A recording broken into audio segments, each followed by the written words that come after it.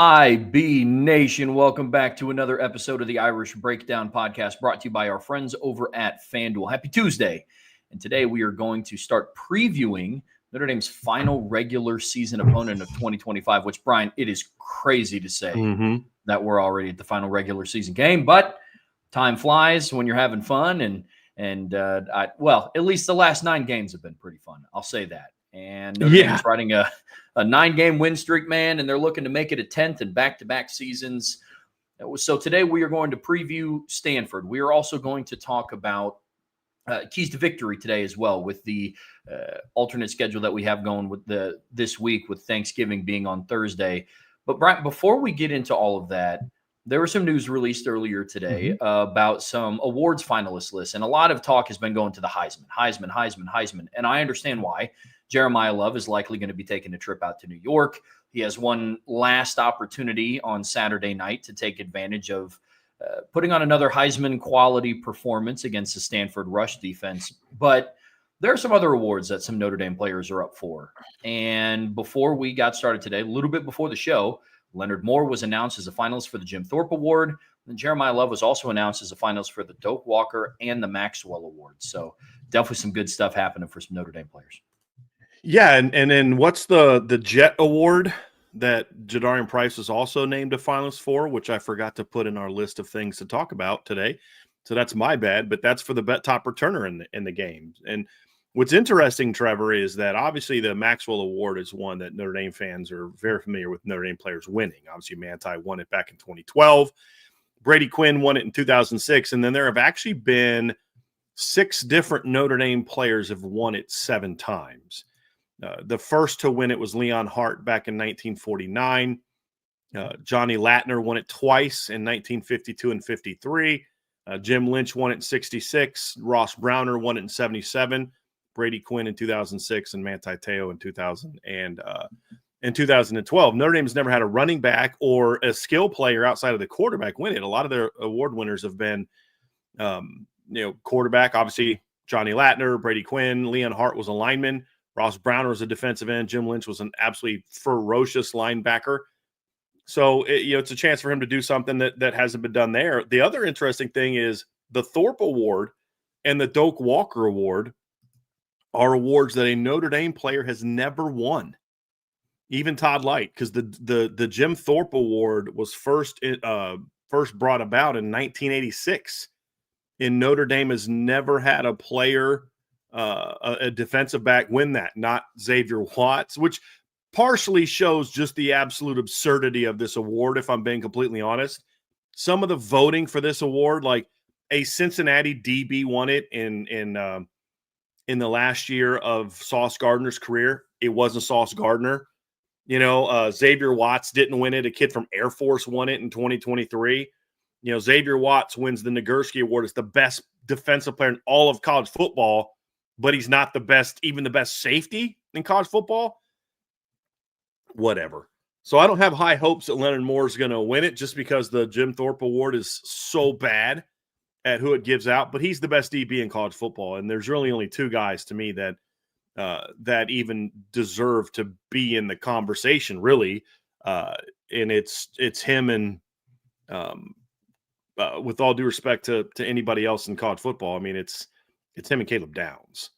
The kid from LSU, Mansour Delaney's the third. But, I mean, this award needs to go to Jim. It needs to go to Leonard Moore or Caleb Downs. I mean, I think Caleb Downs is the best defensive back in college football. I'm not going to be in the show after the winners announced going crazy about how Leonard Moore got screwed because Caleb Downs won it. You know what I mean? I won't be doing that. Those are the 2 best DBs in college football. Doak Walker Award is one, Trevor, that's even more fascinating because the Doak Walker Award is one of the oldest trophies. It has been around since it's 1990. So I think it actually goes back. I thought it went back a little bit further than that, but it's been around a while. 1990 is the first time that there's the Doak Walker Award was handed out, and Notre Dame has never had a running back win it. In fact, they've only had one running back be a finalist, and that was back where Reggie Brooks in 1992. You and I were joking before the show. Josh Adams might have had a Doak Walker a finalist caliber season if he just wasn't playing in the same year that Saquon Barkley, Jonathan Taylor, and who was the other guy that we were just talking about? Bryce Love were also having monster seasons. So he got a little bit of a tough one there. But I mean, I'd be shocked if Jeremiah Love doesn't win the Doak Walker Award. But he certainly has some tremendous opportunities. So, I mean, this could be a historic season for Notre Dame. Notre Dame's never had a running back win the Heisman Trophy. Paul Hornung was considered a quarterback, even though he was a rusher. They've never had a running back win the award, and they've never had a running back win the Maxwell or the Doak Walker Award. They've never had a Jim Thorpe winner either. So certainly some opportunities for some historic awards. And then the Jet Award's kind of new, I believe, Trev. That's a relatively new one. So I'm looking at that now. It's 2011. Notre Dame has never had a player win that one either. So I think, Jadarian's got a shot to win that one as well. But it is cool to see so many Notre Dame players so far getting recognized for being the best of the best in college football. I mean, that's 3 different players that are up for Best Player in College Football award. And part of it is like you could argue that other guys could, but there's such a balanced team that it makes it harder for, some guys to kind of have the production that others do. But it's pretty awesome to see that. Yeah, absolutely. I'm willing to bet that there's going to be a handful of Notre Dame players that are going to be up for awards. I mean, awards, accolades, things like that. They're going to have probably a handful of different, freshman All-Americans, because they also include red shirts, and that wouldn't surprise me if we saw CJ Carr, Gerby Lambert, things like that. I mean, I'm sure Boubacar's got to be up there, and comeback players of the year. That's got to be up there. So I don't know if they've released a finalist. I think also Emil Wagner was recently named a finalist for one of the awards. Let me find it. I'm pretty sure that Claire Cunningham sent something out recently about. Yeah, he was named a finalist for the Freddie Solomon Community Spirit Award, which this is what it says in the release. It says that honors players who exemplify the values that define Freddie Solomon: character, leadership, and unwavering commitment to serving others. So I think that's a pretty awesome one too. That's not necessarily about your prowess on the field as much as it's your prowess off the field. But at the end of the day, Emil Wagner is going to be more defined in 20 years by the man he is off the field than what he is on the field.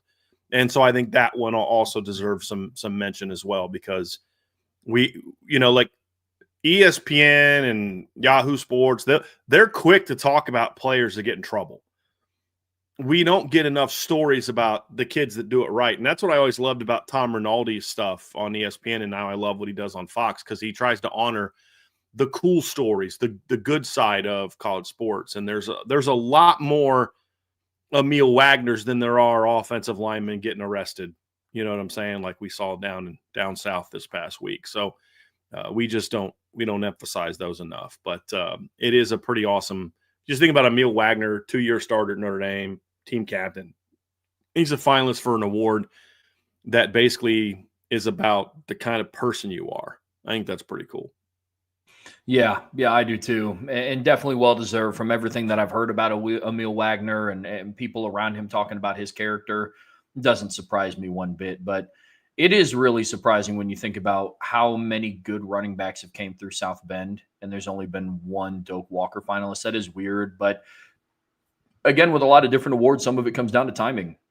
Audric Estime put up a lot of stats in 2023, but that was also a year that Ollie Gordon rushed for 1,700 yards and 21 touchdowns. Right. Cody Schrader rushed for 1,600 yards and 14 touchdowns. Taj Brooks went crazy at Texas Tech. Amarian Hampton was at North Carolina. Mm-hmm. Ashton Genty was at Boise State still. Now, he wasn't what he was in 2024, but he still rushed for 1,300 yards and 14 touchdowns. So some of it just comes down to timing. Well, you talk about Vegas Ferguson, the year that he the year that you look at a guy like him. Let's just say the Doak Walker Award was back around in 1979. This is an example for him. That year, you also had Charles White, George Rogers, and Billy Sims, making some plays. You look at 1992, the year that that Reggie Brooks was a finalist for the award, and Reggie had a tremendous year that year. Reggie that season finished 7th in all of college football in rushing yards. He led the nation in yards per carry at 8 yards a carry, and he was tied for 8th in rushing. But the finalists that year were Garrison Hurst, Marshall Faulk, and him. I mean, Reggie had a great year, but Garrison Hurst and Marshall Faulk were monsters. We talked about with Josh Adams. He just so happened to be, had his big year at Notre Dame in a year where you had Bryce Love won the award with over 2,000 yards. He had over 2,100 yards that year. The other finalists that year were Jonathan Taylor, who had over 1,900 yards rushing. And the other finalist that year was Saquon Barkley. Let me pull up Barkley's numbers because he was a dynamic all-around player. He had 1,271 rushing yards and 18 touchdowns, but he also had 54 catches for 632 yards and 3 more touchdowns. And honestly, if Josh wasn't in it, if you expanded it to 5 or 6, he probably still isn't. Because also that year, you had Rashad Penny from San Diego State rushed for over 2,200 yards. You had A.J. Dillon had over 1,500 yards and 14 touchdowns. Ronald Jones had over 1,500 yards and 19 touchdowns. So you just sometimes, like you said, it's a little bit of bad luck, but hopefully this year that'll change and Jeremiah Love will get the award. If Jeremiah Love doesn't win the Doak Walker Award, I'm just going to literally stop caring about like any postseason awards. It's bad enough Quentin Nelson got screwed out of an award when his senior year.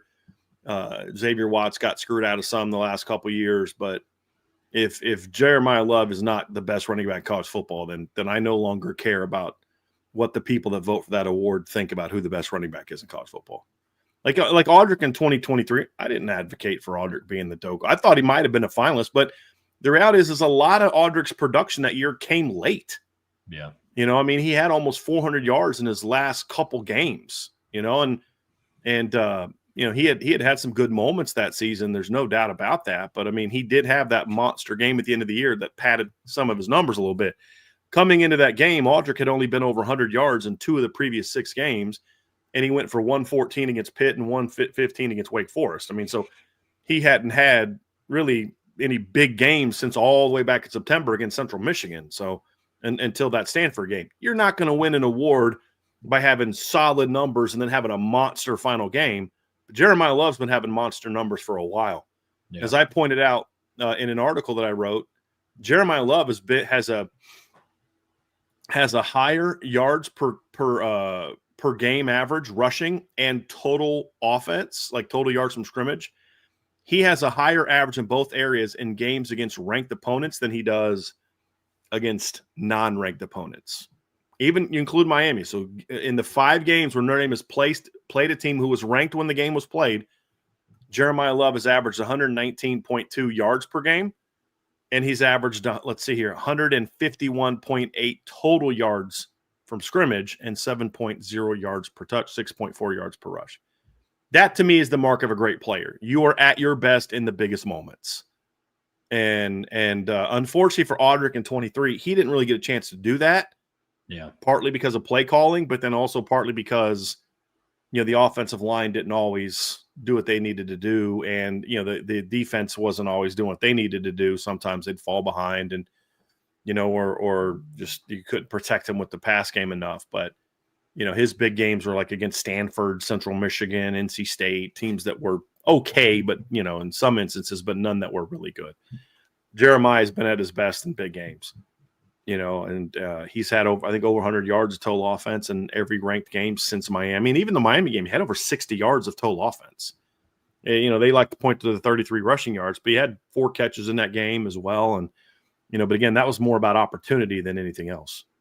So, and the 3, who were the other? Is it? I would assume it's Ahmed Hardy. Yeah, it's Ahmad Hardy and Kawan Lacey. Okay. Yeah, I wasn't sure if they were going to go with Lacey or the kid from Nebraska.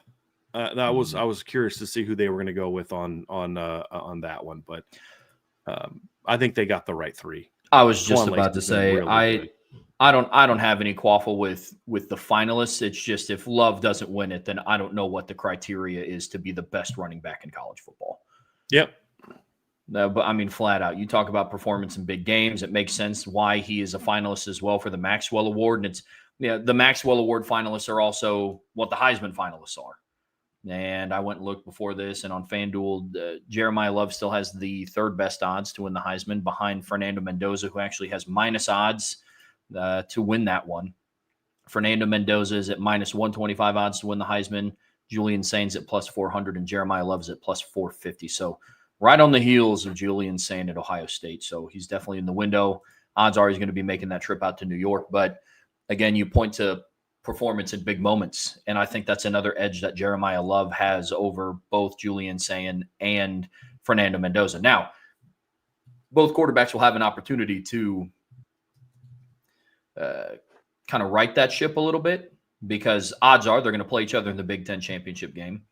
And then Julian Sainz has the opportunity this weekend against Michigan on the road in the Big House in what is arguably the biggest rivalry in college football. I'm not going to put too much weight into what Fernando Mendoza does against Purdue. CJ Carr threw for 223 yards against Purdue and threw the ball 12 times. So I'm not going to put too much weight into what Fernando Mendoza does against Purdue. But point being, each player will have their opportunity to make a final impression, as will Jeremiah Love in the final regular season game this weekend. But definitely, and maybe Jadarian Price. I'm curious if Stanford tries it all to kick to him in this game. I can't think they're that stupid, but I would have thought that Pitt wasn't that stupid either. But they were, and they kicked to him twice. He made him pay both times. So I hope Stanford gives him at least one shot at that. It'd be nice to get one crack at that.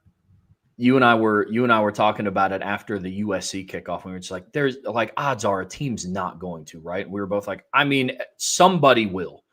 I don't know who. They're just not going to go into. I watched Kirby Smart do it to Jaden Harrison after watching teams like, Stanford not kick it to Jaden Harrison. I mean, USC did it. USC kicked to Jadarian this year, and he'd already burned them once for a kick return for a touchdown. And then last year against USC, he rushed for over 100 yards and a half against them. You'd think of all people that they would know, hey, we may not want to let 24 get the ball. But I do think him being up for that award is something that I'm very happy about, because he gets so overshadowed. Like if Jadarian Price was the starting running back at Ole Miss or Missouri, with all due respect to those two guys, I think there's a very good chance he's a finalist for the Doak Walker Award. Yeah. He's one of the 5 best running backs in college football, in my opinion. He just gets overshadowed because of how good Jeremiah Love is. I mean, we were talking the first 4 games of the season, and we were talking about how Jadarian Price actually was their better runner. Jeremiah was the better all-around player, but there was a time early this season where we were talking about, look, Jeremiah Love's their best player, but Jadarian Price is their most natural running back. He's their best running back. And then obviously as Jeremiah has gotten hot, there's been fewer opportunities for Jadarian, but he showed off again against Syracuse what makes him so special, because that cutback run he had for a touchdown was absurd, absolutely absurd. So it's been fun watching those two kids play, and I'm pretty psyched that they're both up for a big award. I'd love for Jadarian to get that honor as well. I haven't studied what those other kids that are up for that honor, where they are with their rankings, but I do know that Jadarian was leading the nation in kick returns per game up until the last game against Stanford. And the only reason he's no longer leading the nation in kick returns is because he's no longer eligible to lead the nation in kick returns, because you have to average, I think, like 1 a game or something like that. And he's got 12 right now. He'd need more than that. I forget what the cutoff is, but like the guy that leads the nation right now, Kenneth Williams from Nebraska, he's got 12 returns, but he's only played 10 games. But he's at 32.9. Jadarian's at 37 point. He's at 37.5. He's got 2 kick returns for touchdowns, and he's tied for the nation lead in kick returns per touchdowns 2 with Chauncey Cobb and DeRealist Clark. They both have 18 and 16 opportunities. They're both sub 29 yards per attempt. Actually, who are the Jet Award finalists? I actually want to see those. I just looked. It's Caden Wetjen at Iowa, Colin Lacey at Louisville, I believe. Okay. I think that'd be more as punt returns. And then Niblett from Texas. He's been pretty good. Those are more punt returners. Let me look and see what their numbers are. Niblett's second in the country in punt returns. He's got 2 punt returns and touchdowns. Colin Lacey has 2 punt returns for touchdowns, and then Wetjen's got 3. So yeah, he's been pretty good too. That kid's a good football player. He's a really good athlete. Jadarian Price was also named a finalist for the Paul Hornung Award as well. That's the all around? Yeah. Yep. Yeah. Yep. So it's interesting. Claire Cunningham, who's one of the people at Notre Dame that it does a lot of communication. She sent out an email recently that 5 days ago that is all the things that the Notre Dame players are up for, and it just kind of states their case and things like that. And I hope she sends an updated stats out. But so she had Jeremiah Love in consideration for Heisman Trophy, All-America, Walter Camp, Player of the Year, Maxwell Award, Doak Walker Award. And for Leonard Moore, it was All-America, Bronco Nagurski, Chuck Bednarik, Peyton, the Jim Thorpe Award, and the Lot Impact Trophy. I believe Leonard Moore was also recently named a finalist for the Nagurski as well, wasn't he? Or has that not been? No, that sounds right. Yeah. Let's see here. Yeah, he was named a finalist 5 days ago for the Nagurski Trophy, which goes to the nation's top defensive player. Which says a lot when you consider he missed 2 games this season. And then they've got Jadarian Price for All-American as a returner, the Paul Hornung Award, the Jet Award, and the Earl Campbell Tyler Rose Award. You've got CJ Carr, freshman All-American, Sean Alexander, freshman of the year, Davey O'Brien Award and Manning Award, Tay Johnson for the freshman All-American, Sean Alexander, freshman of the year, and then Emil Wagner for the Warfel Trophy, the Jason Witten Man of the Year, and the AFCA Good Works team. So I think that's it's pretty good. I think all those guys have a shot to get those honors, that's for sure. So going to be quite a busy award season for Notre Dame players. There's no doubt about that. And then they're going to have to turn around pretty quickly and get right back to work after that weekend, because Notre Dame hopefully is going to have a game coming up that weekend. So, well, hopefully we have just the most chaos ever. You know what I mean? Like A&M gets beat twice, Ohio State gets beat twice, or Indiana gets beat twice, including by Purdue. Ole Miss loses to Mississippi State. Texas Tech gets blasted by West Virginia. Oregon loses to Washington. Then Notre Dame's hosting. They get an extra week off. I mean, Notre Dame's got to bye, and they get an extra week off. I'm going to go out on a limb and say that's not going to happen. Notre Dame won't be getting a bye in round 1. I just don't know if that's going to be in the cards. But other than that, assuming that doesn't happen, Notre Dame is going to be hosting, hopefully, or playing in the first round of the playoffs. So going to be a fun award season, Trev. Here's hoping so. Here's definitely hoping so. But, folks, that's going to do it for part 1 of today's show. We are getting ready to talk about the Stanford preview. We're going to go over them big picture, and then we're going to dive into keys to victory after that. But before we get there, make sure you hit that like button. Make sure you hit that subscribe button. Whatever streaming platform you listen to us on, we would greatly appreciate a 5-star review. But as always, best way to support what we do here is subscribe to the premium message boards at boards.irishbreakdown.com. All right, Brian, in part 2 of today's show here on the Irish Breakdown podcast, brought to you by FanDuel, we're talking about the Stanford Cardinal, Notre Dame's final opponent of the 2025 season.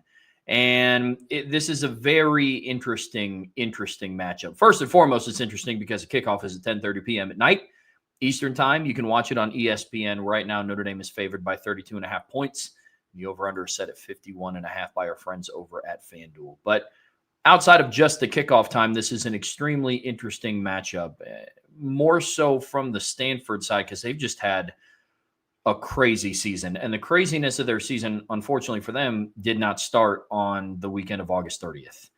It really started back, almost in February when there was a lot of movement with this program, Brian. They were going through it before the season even started. Yeah, I mean, you initially had the offseason where Troy Taylor was suspended pending an investigation, and with the misconduct, not like the more how he treats people, more so than like anything like criminal. And then he gets fired on March 25th.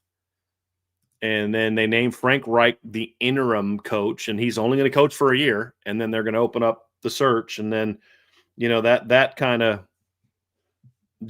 began what was going to be sort of a wild offseason in which they had a lot of players leave, and a lot of the players that have left are having, you mentioned this before the show, Trev, pretty good years. Bear Bachmeier left. I mean, he'd be their starting quarterback right now. David Bailey left and is turning himself into a high draft pick. There's been a lot of guys take off. But actually, BYU has several Stanford players. Bear Bachmeier's brother, Tiger, also transferred to BYU, and that certainly didn't help. It was a roster that wasn't super talented to begin with. They got really depleted of what top talent it had. Emmett Mosley transfers to Texas. When healthy, he's been very good for Texas this year. So what little talent they had got really depleted after Troy Taylor left, because once your coach gets fired, the portal opens up again for players of that team, and they lost a bunch of guys. So it's just been really a rough offseason. And now looking back, you look at their schedule, and it's been a much tougher schedule even than really what we thought it was going to be. But, Frank Reich gets hired. I do think that ended up being a very smart decision by Andrew Luck, in that don't try to hire a permanent coach in March, because you're just not going to get the best options out there for a permanent basis. Now, maybe they decide that Frank Reich's the answer long-term. I don't even know that he's in the conversation. Like, I don't even know if he wants the job, but it was let hire someone that and trust. He was Andrew Luck's head coach, I think, at the end of his career with the Colts. So knew him, trusted him, and say, hey, look, help us get us through a tough time. And I think it ended up being a smart decision. Now they'll have this offseason to kind of go out and find the right guy. And if they're really smart, I think the guy that I would look at and go hire is the guy right across the bay that just got fired by Cal. I'm like, hey, if you're stupid enough to fire Justin Wilcox, maybe we can go hire him, but I don't know that that'll happen. But I think it was the right move to name an interim coach for the season and not try to panic hire somebody. I just think it shows that Andrew Luck has some savviness to him when it comes to these type of decisions. A lot of ADs would have kind of panicked and like, hey, let's go hire a guy. And then now it's a guy you have to fire. You brought a guy and trust in, said, hey, help us get through a tough period. And he certainly has done that, because you look at the Stanford team, Trevor, they're 4-7, but he's actually done a really good job coaching this football team. They're not talented at all. When you watch them on film, and we'll dive into this, they're a tough, physical, well-coached football team. They just don't have a lot of high-level Power 4 talent.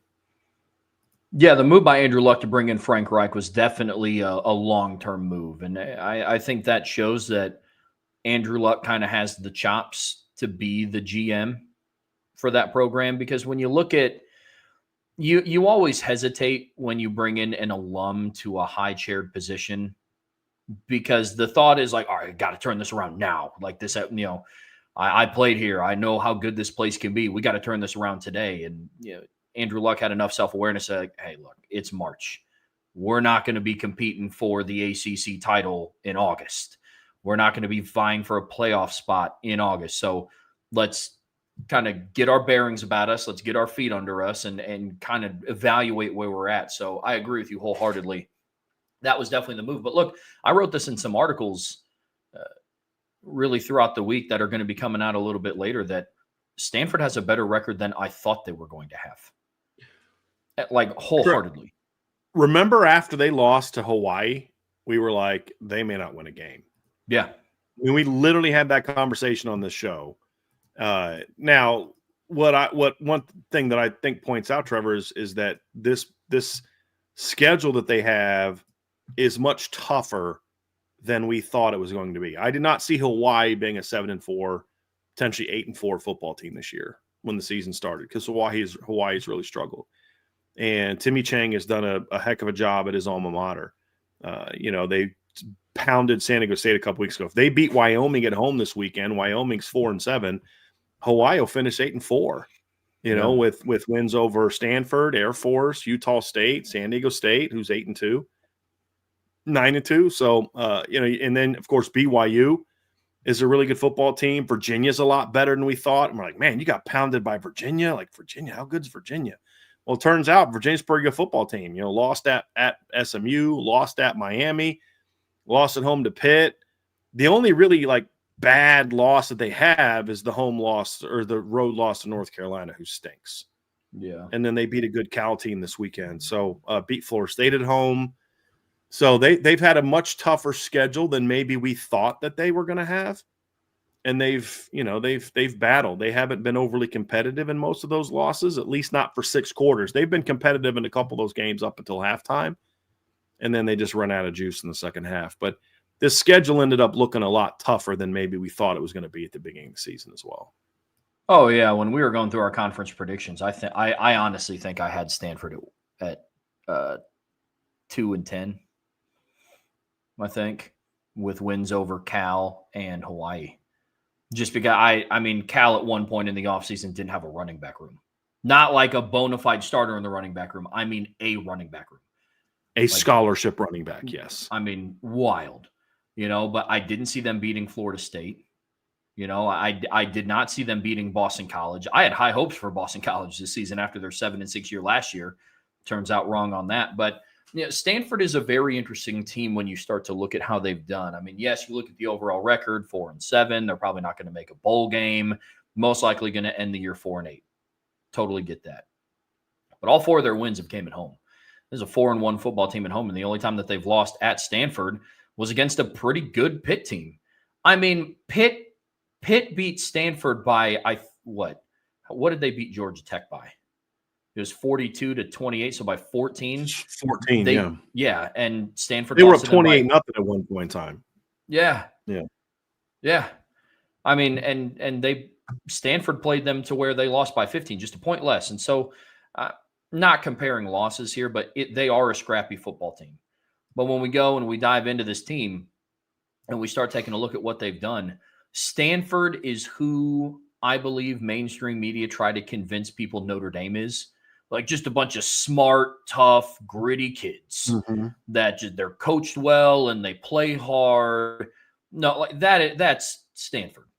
Like when you lack athleticism, but you have a bunch of tough, veteran, gritty guys, this is what your schedule looks like.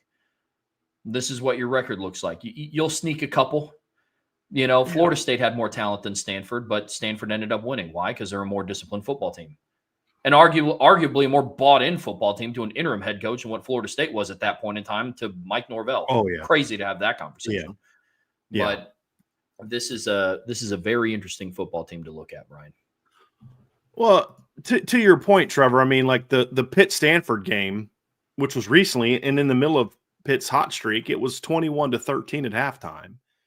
You know, the Miami game, which happened relatively recently, was 7-7 at halftime. You know, like it's not like they're just going out there in all these games just getting run off the field. I mean, they were down to SMU 17-7 at halftime. SMU scored the last 10 points of the game against Stanford. I mean, it was you know, just a 10-point game at halftime. You know, the Virginia game was the one that you look at and say, boy, they were kind of in trouble. That one was 28-14 at halftime, and Virginia scored the first 2 of the second half. So, like, that's the one game this year where you're just like, you felt like, man, they're just getting pounded. BYU was beating them 14-0 at halftime. You know, I mean, they've been a scrappy football team this year, Trev. They really have, and have really only gotten dominated start to finish by, I'd say, 1, maybe 2 teams. I think watching the BYU game, it was 14-0 at halftime, but Stanford could do nothing in that game offensively. I mean, you know, BYU took it to them pretty good, but Stanford showed their scrappiness on defense in that game. So this isn't like the last week's Syracuse team where it's just like this team is not very good. They're very depleted. They're not very well coached in certain areas. You know, they're not putting a walk-on quarterback. They're putting a former star from modern day at quarterback. You know what I mean? So it's going to be an interesting game. One of their receivers is a former Notre Dame commit. You know, so this is not a great team. We're not going to sit here and try to convince you guys. This is a game where, if Notre Dame wins by 7, I'm a happy camper. No, I'll be pretty ticked if Notre Dame only wins by 7. But I'll tell you this right now, this is a better football team than the one Notre Dame played in 2022. This is a better football team than the one Notre Dame played in 23 and 24 as well. I would argue this is probably the best Stanford football team they've played as far as how well they're coached. I don't know that they have the talent. They don't have the talent they had last year, but this is a better team than the one they had last year, Trev. Oh, yeah. I mean, and Marcus Freeman said it in his press conference on Monday that in his time coaching against Stanford, Notre Dame hasn't had a lead leaving the first quarter, which is shocking considering what Notre Dame has done to teams in their 9-game win streak, especially this season. And so, Stanford plays Notre Dame significantly harder than what their record may suggest. Now, I'm not saying that this is one of those rivalries that, yes, they play for the Legends Trophy, but I'm not saying this is one of those rivalries where it's like you throw out the record. It's not one of those. But Notre Dame has showed in the past that when they end their season in Los Angeles or out on the West Coast, that they struggle. They don't play the brand of football that they're used to playing. USC hung around with them. In 2023, at one point, it was 16-14 Stanford before. I mean, there were some bad turnovers by Sam Hartman, and then Audric Estime really took that game over, ended up rushing for 4 touchdowns. Then obviously we know what happened in 22. So Notre Dame, more times than not, especially over the last decade and a half, hasn't really played their brand of football. So there is still a lot to prove for Notre Dame going out west to finish their season against Stanford. And to Brian's point, this is a better football team. I would argue this is a better football team than the one that they faced last week, just not as talented. Syracuse not as has fast. Yes. Yeah. Athletic, but they're a better football team because what they lack in overall top-end athleticism, they make up for in guys having played 23, 24, 25 football games. That goes a long way. What's interesting, Trev, not only has Notre Dame not left the first quarter with a lead, Stanford has scored first in every single game against Marcus Freeman. Like since he's been the head football coach, they have scored first in every game. Wow. And, the last time Notre Dame scored first against Stanford was when Marcus Freeman was the defensive coordinator for Notre Dame. And they absolutely pounded Stanford out there. But it is – and that's been true at home. That's also been true at home. I mean, look, only since Freeman's been head coach, this is only the second time he's going out to Stanford.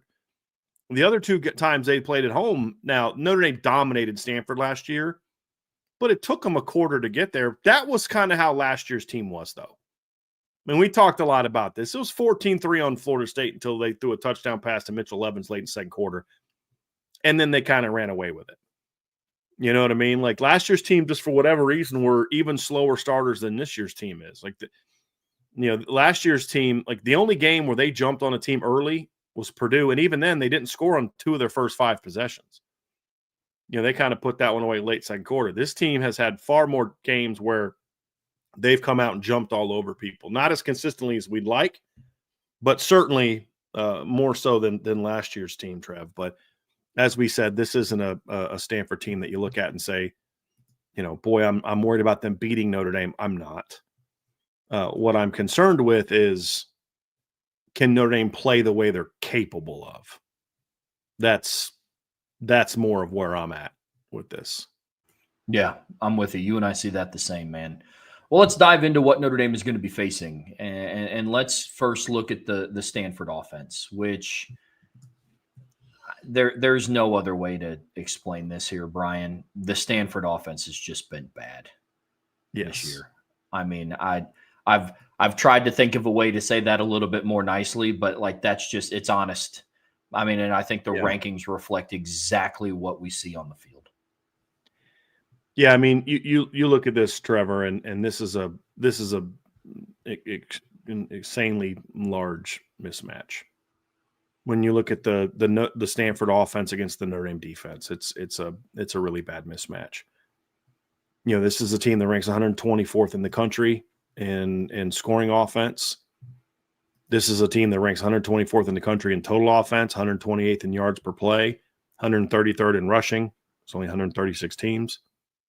134th in yards per carry, 127th in rushing touchdowns. And it's not because they're a great passing team. They rank 76th in the country in passing yards per game, and they rank 85th in yards per attempt and 109th in passer rating. 9th, 2nd, and 3rd down offense, 130th in red zone offense. They're not good. And it's not like they've gotten a lot better. It's not like they were bad at the beginning of the year and then now they gotten better. Their two best offensive performances of the season from a points and a yard standpoint was in September against Boston College and San Jose State. They scored 31 points last week, Trev, but they had 2 fumble returns for touchdowns on defense. Their defense scored almost as many points as their offense, 17-14. So, I mean, they only had 282 yards of offense last week. They have not been over 5 yards a carry. They have not been over 5 yards of play since September 27th against San Jose State.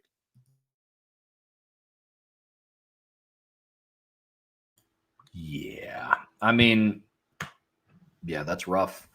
And to your point, the first time they ever scored over 30, because they got to the 30-point mark a couple of times earlier, but the first time that they got over the 30-point mark, they needed 2 defensive touchdowns to help them get there against Cal. So, like you said, this is a very one-sided matchup on paper. Yeah. I mean, Notre Dame's defense is arguably the hottest unit in the country right now with how they've been playing the last couple of weeks, going up against probably one of the coldest offenses in college football right now. It's tough. I do think, however, Trevor, that when you look at this team, if you're not focused on defense, and we'll talk more about that as we dive into the keys to victory here in part 2, but if you're not really locked in on defense, Micah Ford's a good football player. They're running back.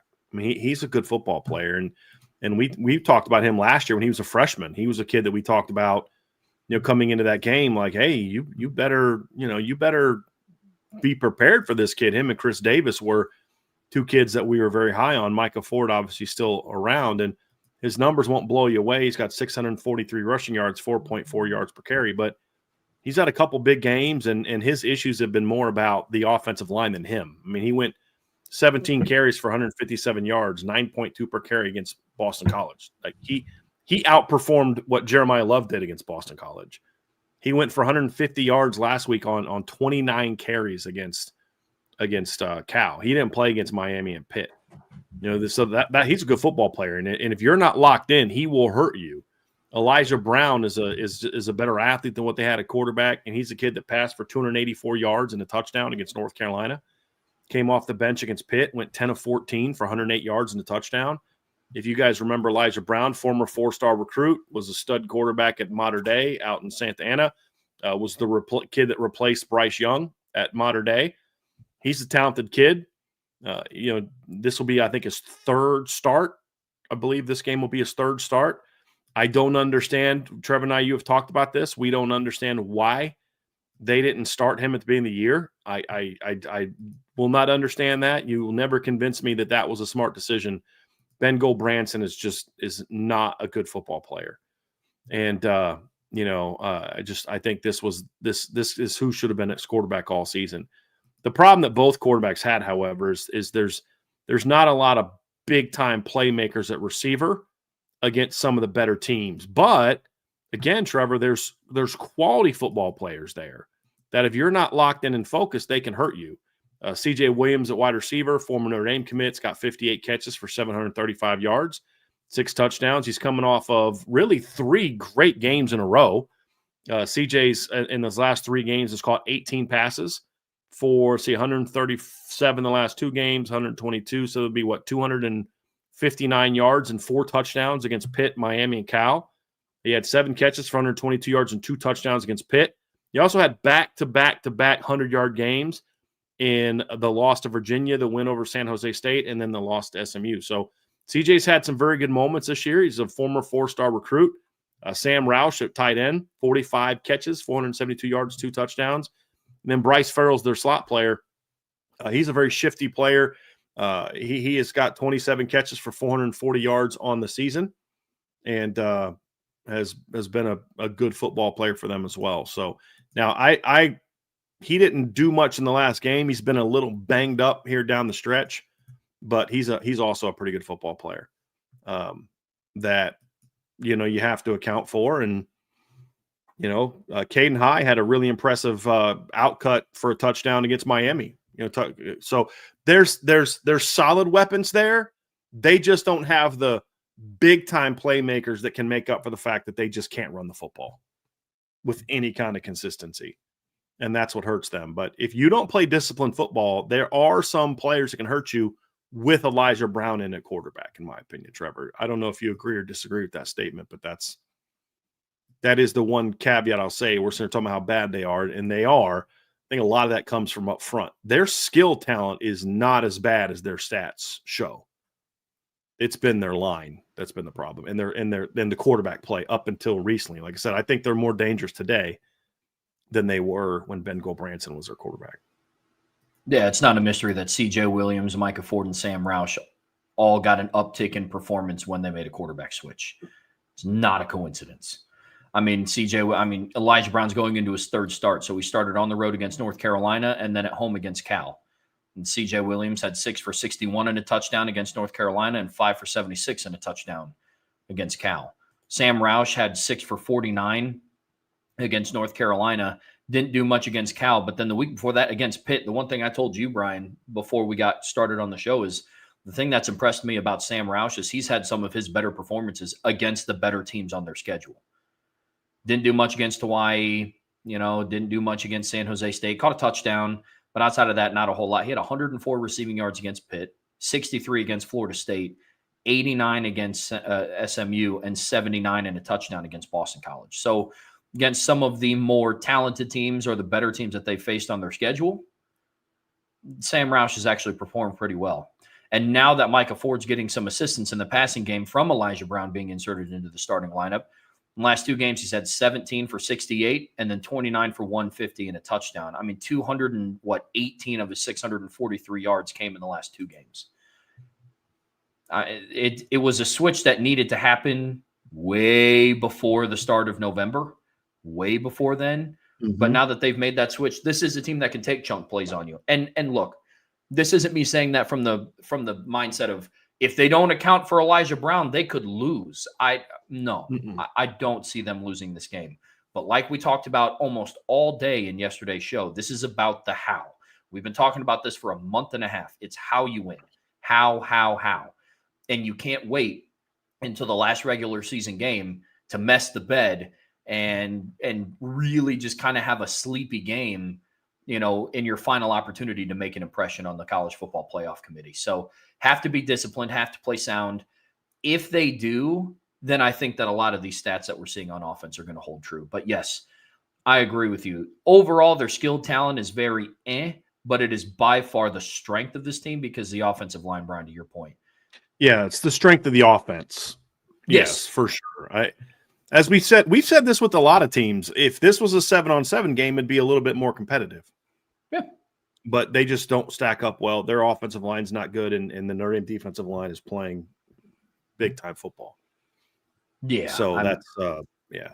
Notre Dame's and then on – go ahead, Trev. I was going to say Notre Dame's defense is coming off of a performance where they set the school record for tackles for a loss in a single game. Mm-hmm. And they're going up against an offense that's given up 66 tackles for a loss in 11 games.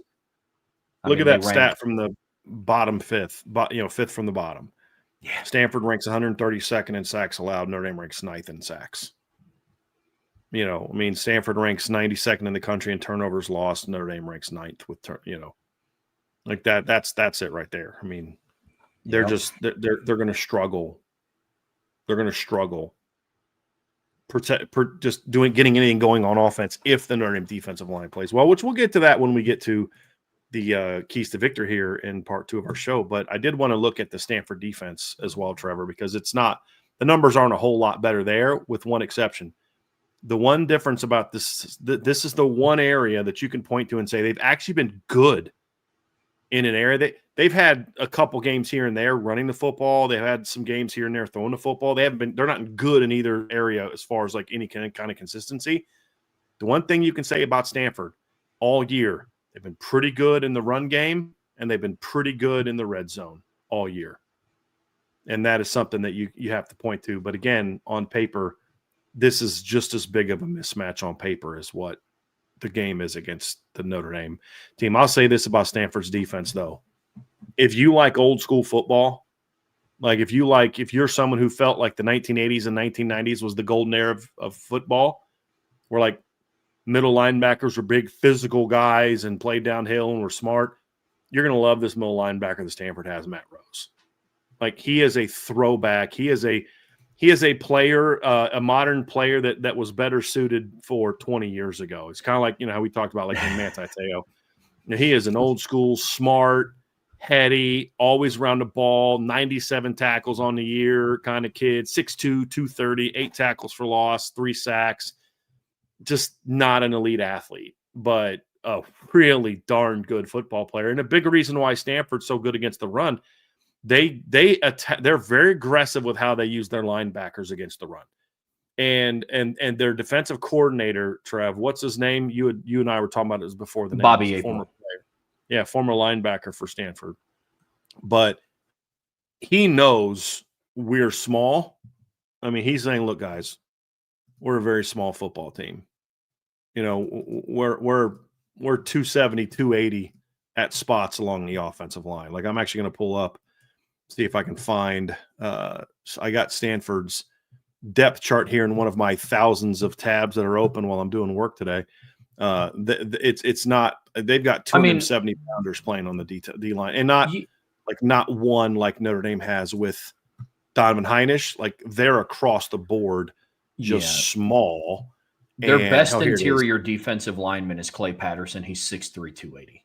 Yeah. And their other guys that play a ton of D tackles: Zach Roll, 6'3", 285. Anthony Franklin, 6'3", 285. Omar Staples is 6'3", 270. And the biggest kid they have, Braden Marceau Alanyinka, who's 300 pounds. I've seen him get pushed off the line more than anybody they have. Their defensive ends, Tevarua Tafiti, a name that Notre Dame fans should know. He was recruited by Notre Dame a little bit. And then Wilfredo Abar was also offered from Notre Dame out of high school. They're 6'2", 270, and then 6'4", 240. Ernest Cooper's another kid that Notre Dame fans should be familiar with. He's 6'4", 240. They're not real big. Their linebackers are big, though. That's why I say, this is probably the biggest linebacker tandem Notre Dame has played in a while, and they use those kids to attack downhill all game. But here's my point about those undersized defensive linemen. Bobby April knows who they are. He knows what they can do and what they can't do. And they slant and twist all game long. They're going to run stunt all game long. He's not going to just sit there and, in a lot of instances, ask them to just two-gap. You know what I mean? He knows who they are. Yeah. And he actually does a pretty good job of protecting him in the run game. They're schemed up as well as any run defense that Notre Dame has played this season out, like during their win streak, other than maybe Pitt. Like, they'll be schemed well. A lot of slants, trying to get vertical push, trying to reset the line of scrimmage, linebackers crashing. They try to force everything back inside of the linebackers. The problem is they lack the athleticism that they need to really execute the system at a high level. But I've actually been really impressed with what I've seen from Bobby April this season from a coaching standpoint. He just doesn't have the horses, Trev. Yeah, you talked about Matt Rose. I mean, that dude is a crop top and a neck roll away from being a 1980s linebacker. I mean, honestly, he's very old school. He's very, very old school. But I like watching him play. He's a tough-nosed, gritty kid. Here's the interesting thing about this matchup. We talked about the undersized defensive line for Stanford.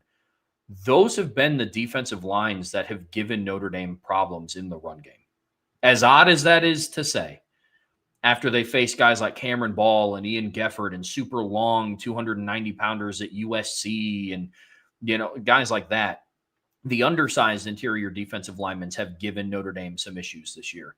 Think about Navy and Landon Robinson. I think about, some of the issues that Boston College's interior defensive linemen gave them. I think about some issues that Brandon Cleveland gave them. And Brandon Cleveland's a bigger kid, but he's not 6'5", 320. I think he was like 6'3", 300 pounds. Like, he was a good football player, but he wasn't just this massive person. And he wasn't the kids like Arkansas had and like Texas State. You know what I mean? Like, who was the other team that had a massive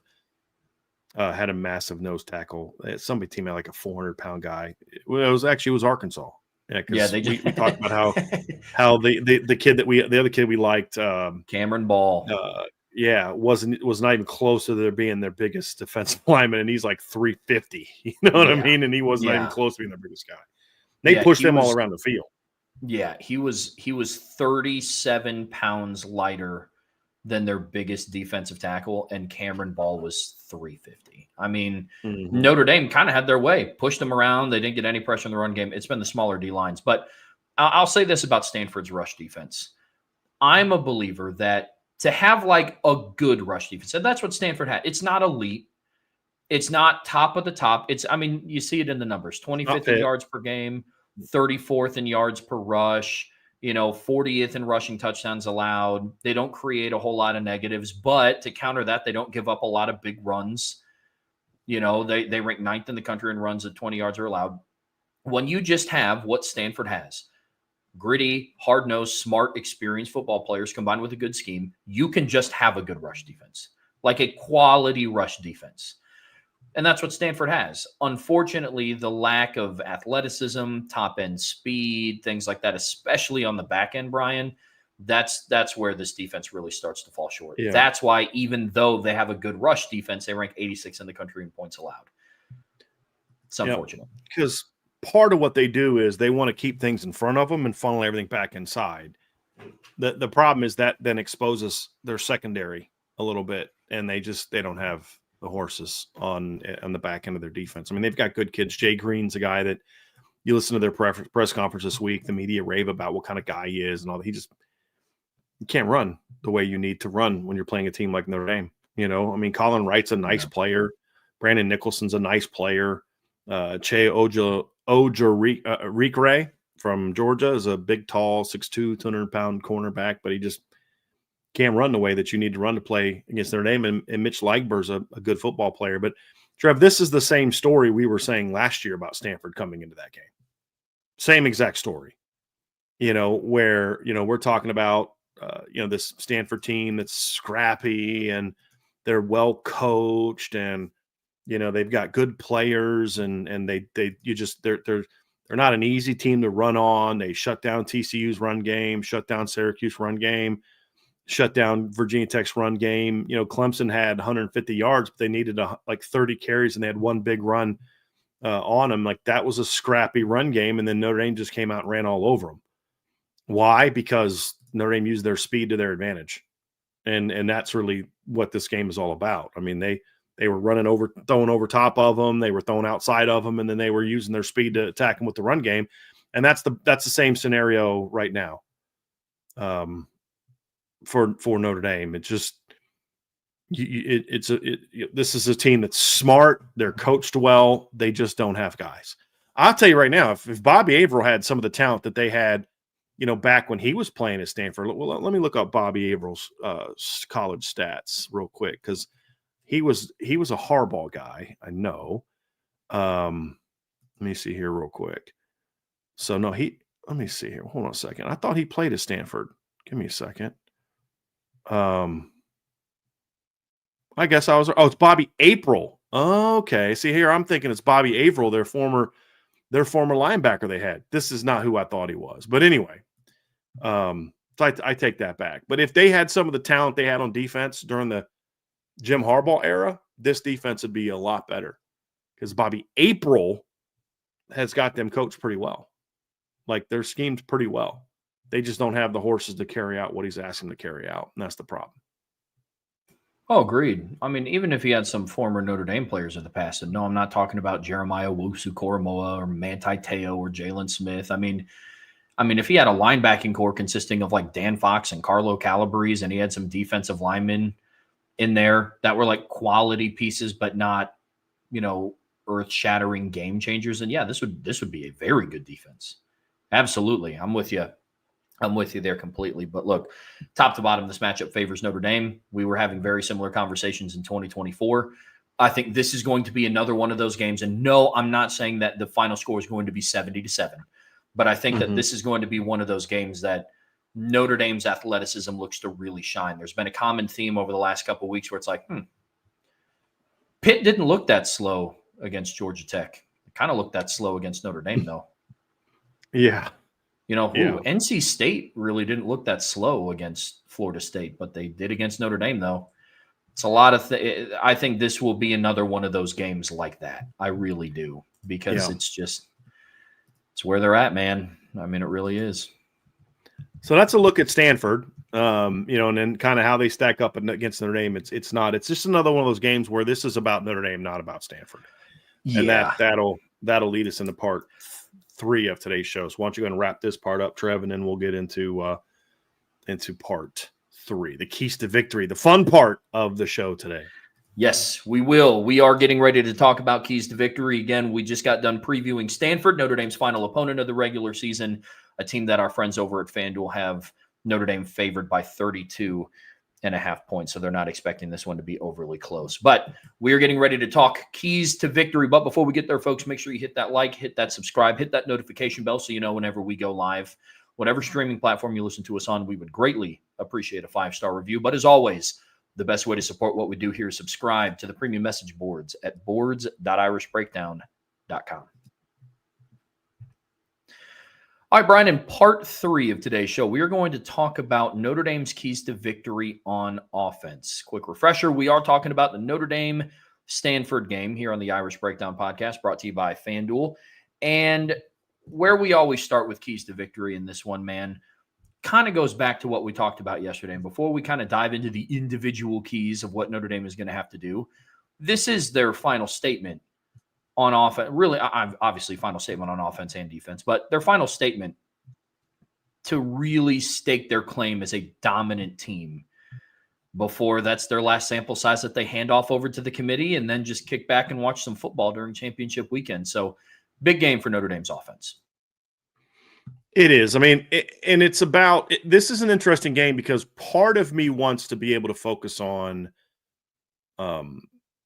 Notre Dame being able to, obviously, you want to do some things with Jeremiah Love and all that kind of stuff. But the other part of it, too, is you need to get your offense some overall momentum going into the postseason. And a lot of our keys to victory are going to be locked into really getting this offense kind of cruising going into the postseason in all areas. Obviously, run game's been cooking lately, but run game, pass game, situational football, all those things need to kind of finish the season on a strong note, in my opinion. And I really want to see this offense come out. And I mean, could they run for 200 yards like no problem against Stanford? I think so.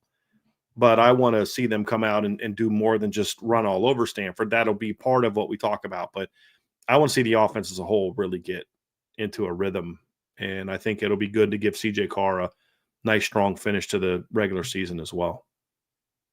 Well, let's talk about how they're going to be able to do that, Brian, because you and I see that the same. I mean, yes, it's your last sample size to give to the playoff committee.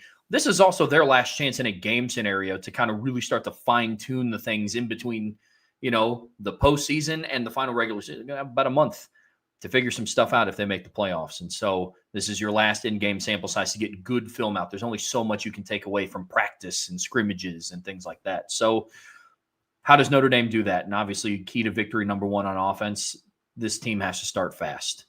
And I don't know if it's going to be as fast as what they did against Syracuse, but regardless, have to start fast. I mean, I'll take a touchdown. I'll take 2 touchdowns in 5 plays in this game. That'll be good for me. I just hope the offense gets the first chance to score this week. I won't be upset if the defense scores this week as well, but I would like the offense to kind of have some success there. But no, I mean, starting fast in this game it's a more of a normal start fast. It's about getting yourself into a good early rhythm. It's about letting Stanford know right away, hey guys, sorry, hate to do it to you, but your senior day is going to suck. I mean, that's pretty much what you're trying to do. You're trying to get into a rhythm offensively. Don't let Stanford hang around. Don't let them make this a more competitive game than it needs to be, like it was against Miami, like it was against Pitt, like it was against SMU early in the game. You want to let this team know early, hey, fellas, you don't have a chance. And then that also helps you with your momentum and your rhythm. And then the final piece of this, Trevor, is, I'm not going to deny it and pretend like it's not a thing. Marcus Freeman doesn't have to talk to his players about this, but we're going to talk to fans about this because we're not trying to build a team. We're just trying to give an honest assessment of where this team is. Part of it has to do with the playoff committee. You want to let them know, like, hey, guys, we are the hottest team in football. We're not going to go, call timeout on 4th and 2 to throw a touchdown pass with 20 seconds left to get a 17-point victory against a bad team. Just like, for example, just a hypothetical. Hypothetical situation if that it might have happened in the Miami game. Around a team that played Enter Sandman and just hired a head coach, just throwing out. Sure, right. Maybe a team that everyone keeps talking about how deserving they are of a playoff berth needed to do that. Marcus Freeman didn't need to do that in the second half of that game because they handled business in the first half. Same thing against Pitt. I want to come out. I mean, the last 2 games, as a team, Notre Dame has come out pretty hot the last couple games. I mean, offense was a little up and down against Pitt, but they kind of got going a little bit early. I mean, you had gotten a field goal range in your first drive, missed a field goal. Your second drive, you go for a 56-yard touchdown. I mean, they did some things in the first half of that game as well. Obviously, Navy, you jumped all over Navy. You jumped all over Syracuse last week. Like, this team has been putting teams way early. You want to continue that in this game and send a final statement to the committee, to everybody else in college football, like, hey, y'all, this team is not to be trifled with. We are going to come out there and just destroy you. And you want this game to be basically over by halftime. It's not something you've been able to do a whole lot against Stanford over the years, Trev. I mean, you've had a couple games recently where you've been able to put this team, away in the first half, but it hasn't been as convincing as you need to. I mean, last year Notre Dame was up on Stanford 21-7 at halftime. They won 49-7, but they scored more points in the second half than they scored in the first half. I mean, that game got put away in the third quarter, not the second quarter.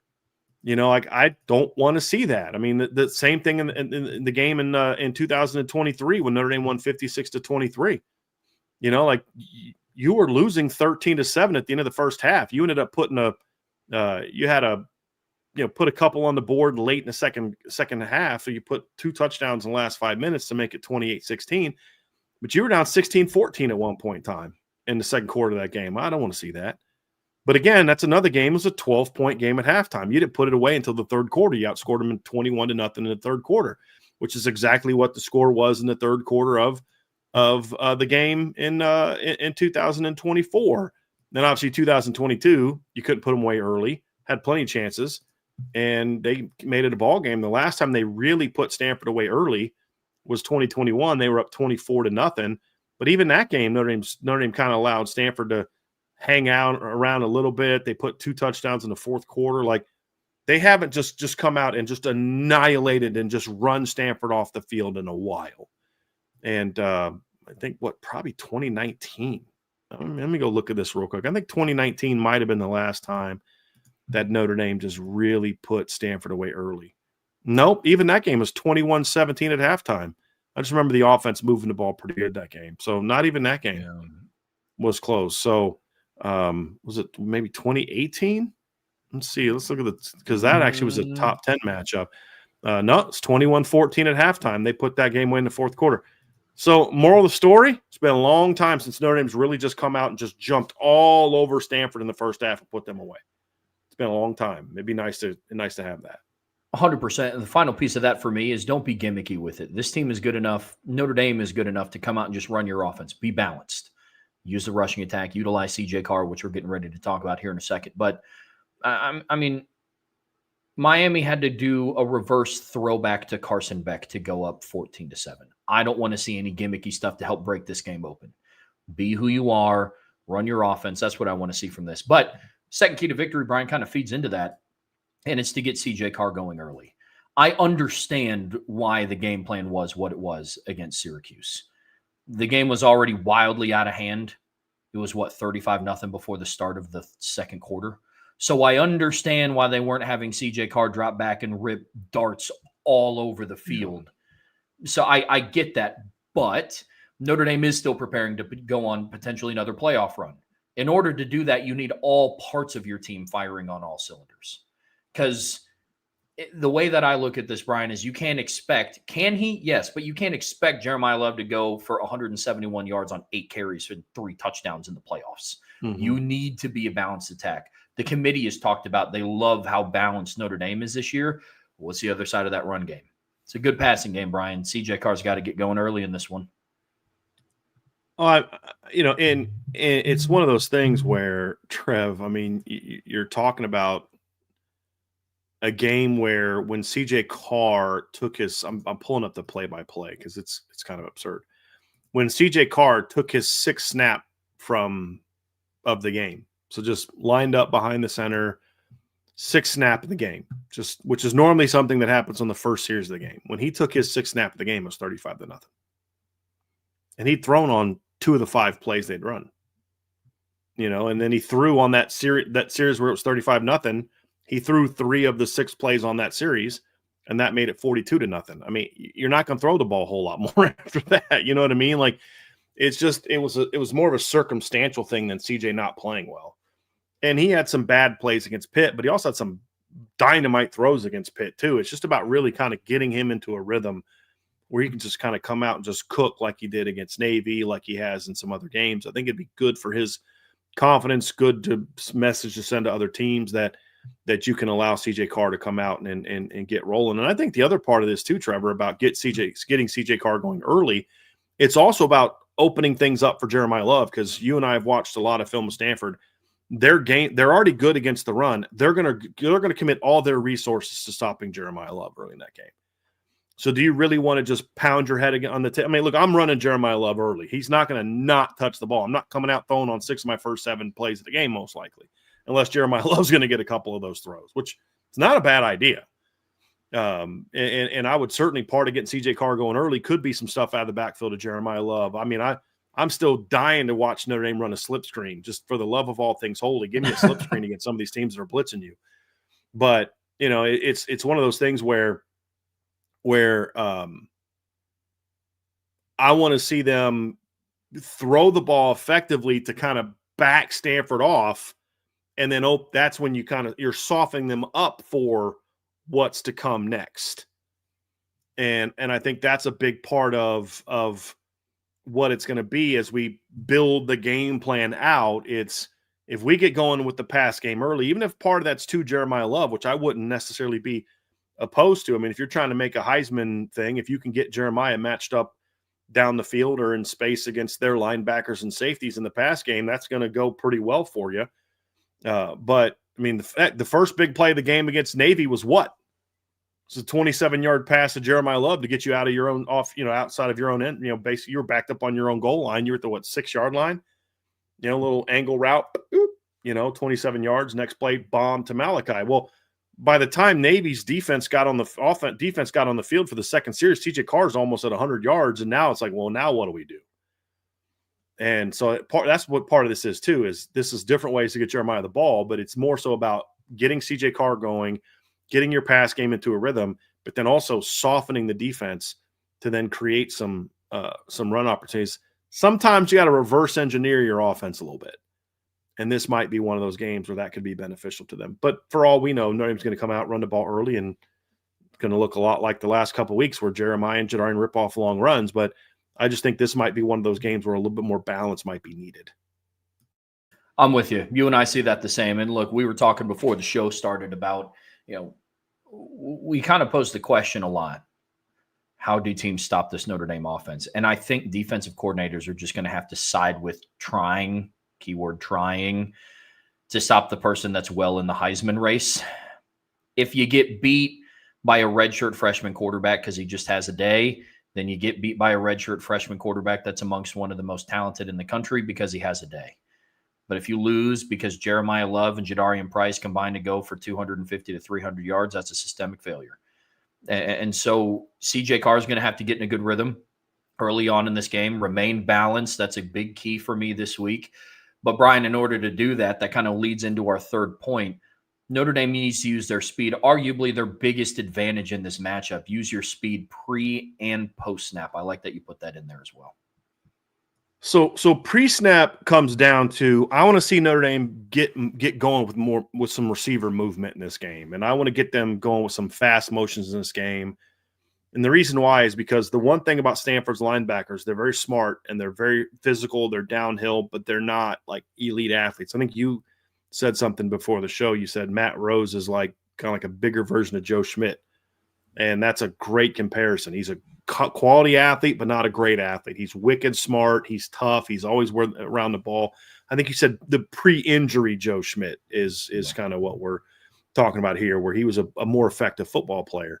Because Joe Schmidt was a solid linebacker before the leg injury against Navy in 2014. He couldn't afford to lose a step, and he lost a step in 2015. But pre-injury, Joe Schmidt was a good football player.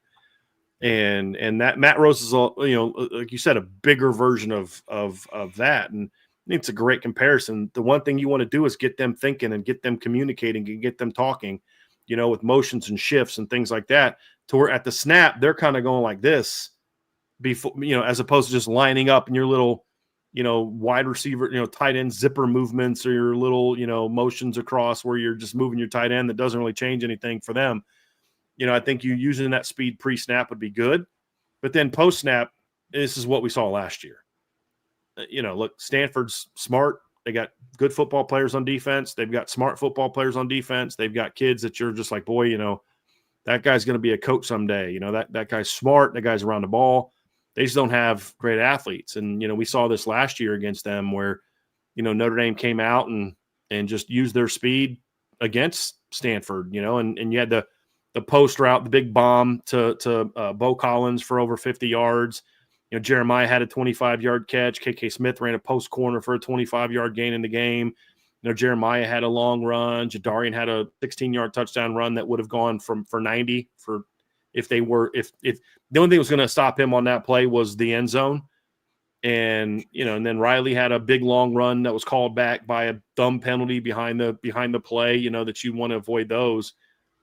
But it's one of those things where you are a way faster team than them on the outside and in between. You want to exploit that and take advantage of that. That's a big, big, big part of this game. I'm hoping to see Notre Dame scheme up some stuff to get the ball into their playmakers' hands on the move. Want to see a lot of that. It's been a lot of stationary stuff for this receiving core, especially. I want to see Eli Raridan get some stuff on an underneath drag and see what he can do after the catch. I want to get Jordan Faison on a drag and get him out in space and let him go to work. I would like to see Malachi Fields on a slant with a little bit of room to work against his defense. So doing a lot of different stuff. Yes, doing a lot of different stuff. Getting these players. What do you mean, these people? What are you trying to say? I don't even know what that means, but it sounded funny. Yeah. Getting the ball into the hands of their playmakers in space is definitely a must. And that also includes Jeremiah Love in the pass game. Mm-hmm. I mean, we saw him on the one angle route that was completed this year. You got him the ball in space, and it goes for some yards. Mm-hmm. I mean, get the ball. A 15-yard catch on a check down last week against Syracuse. We remember the wheel route he had for a touchdown against Texas A&M. So, yeah, there's definitely some things you can do in the pass game to get Jeremiah Love the football that would add to his magical season, certainly. But there's also another way, Trev, to get Jeremiah Love the football, but we'll get to that here in a second. We're building to that. Absolutely. And one of the things, as good as this offense has been this year and as exciting and as explosive as they have been, this is still another opportunity to improve key areas on your unit. One of those is red zone improvements. And so key to victory number 4 for us is show off your red zone improvements.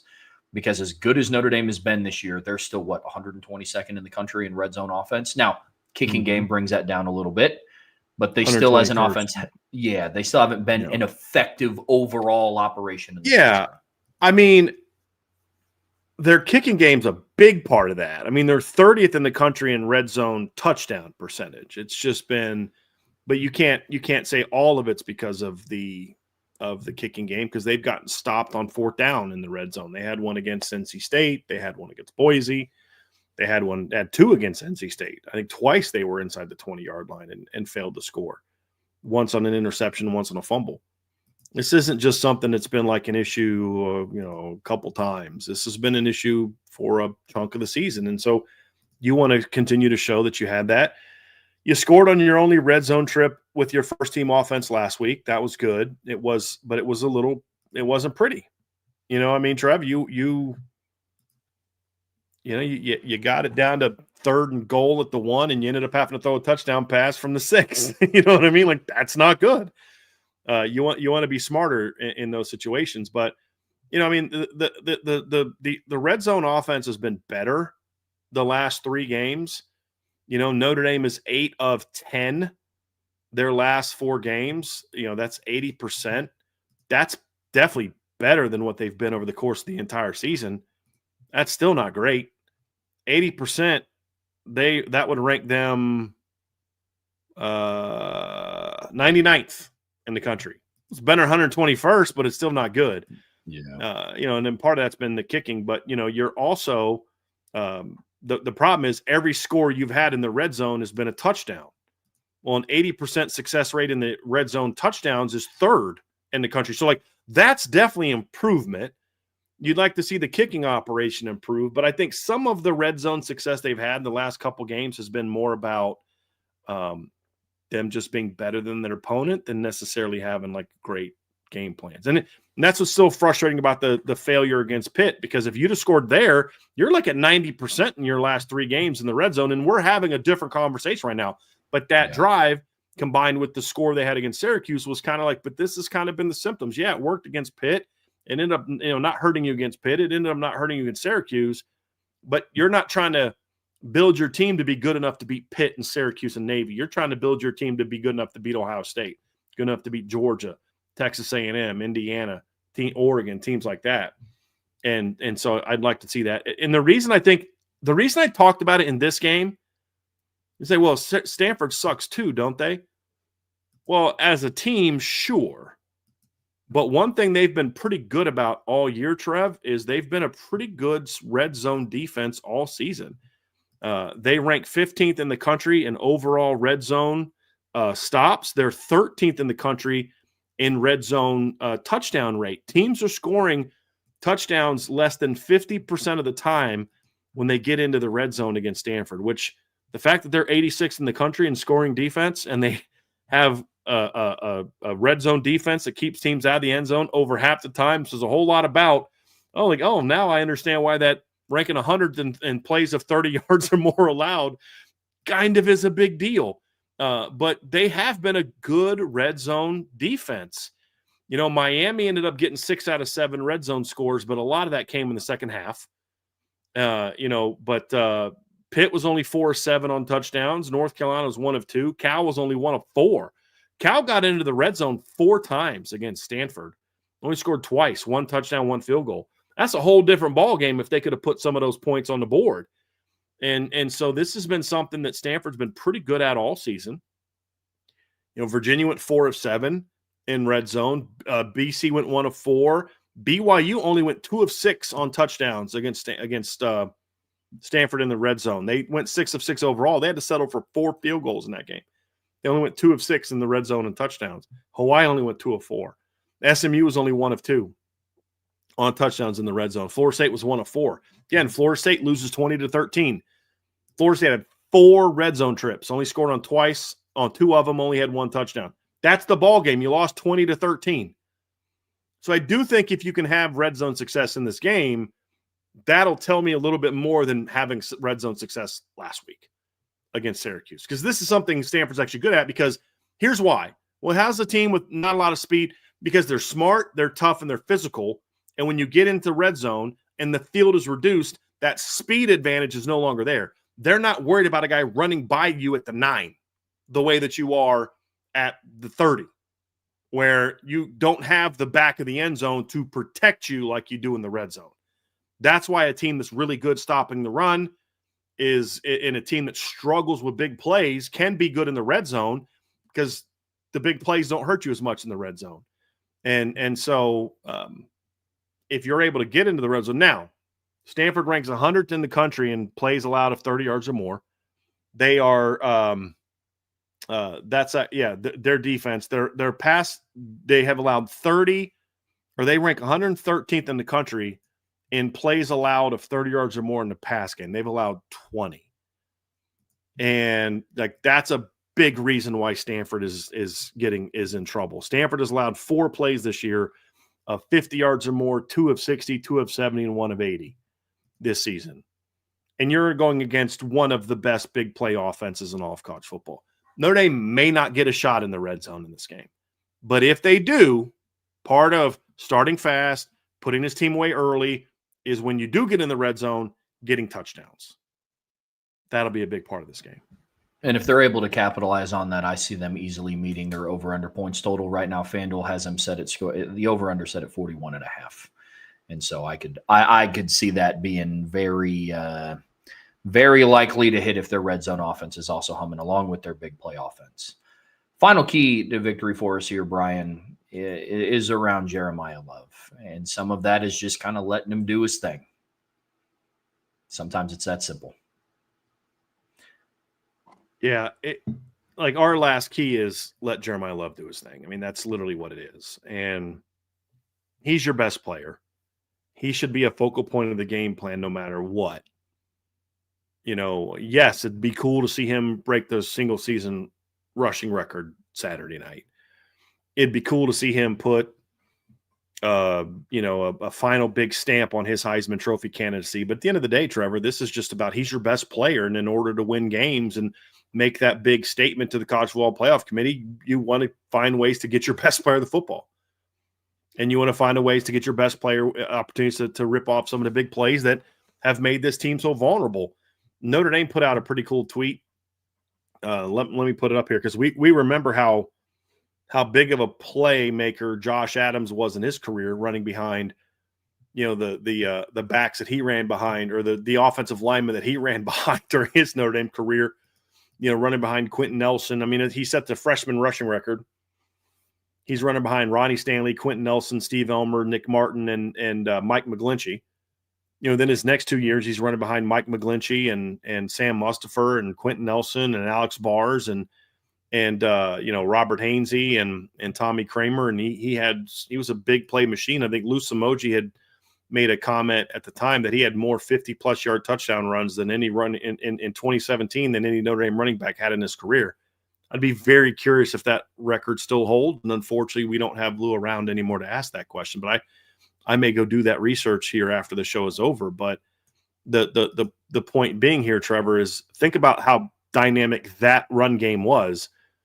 Notre Dame put out a tweet today that said, going back to 1963, Notre Dame's running backs 20-plus yard scoring runs. Josh Adams previously held the record of 12. After that was Vegas Ferguson. And then you had 3 guys tied with 8, Kyron Williams, Dexter Williams, Reggie Brooks. Jeremiah Love's at 14. He has the new record. And he obviously broke that. He was tied with Josh Adams going into last week, and he broke that record. He was trailing Josh Adams going into the Pitt game and has had 56-yard touchdown run, a 45-yard touchdown run, a 68-yard touchdown run, and a 14-yard touchdown run in those 2 games. And the interesting thing is Stanford is only allowed 6 gains of 20 yards or more on the ground all season.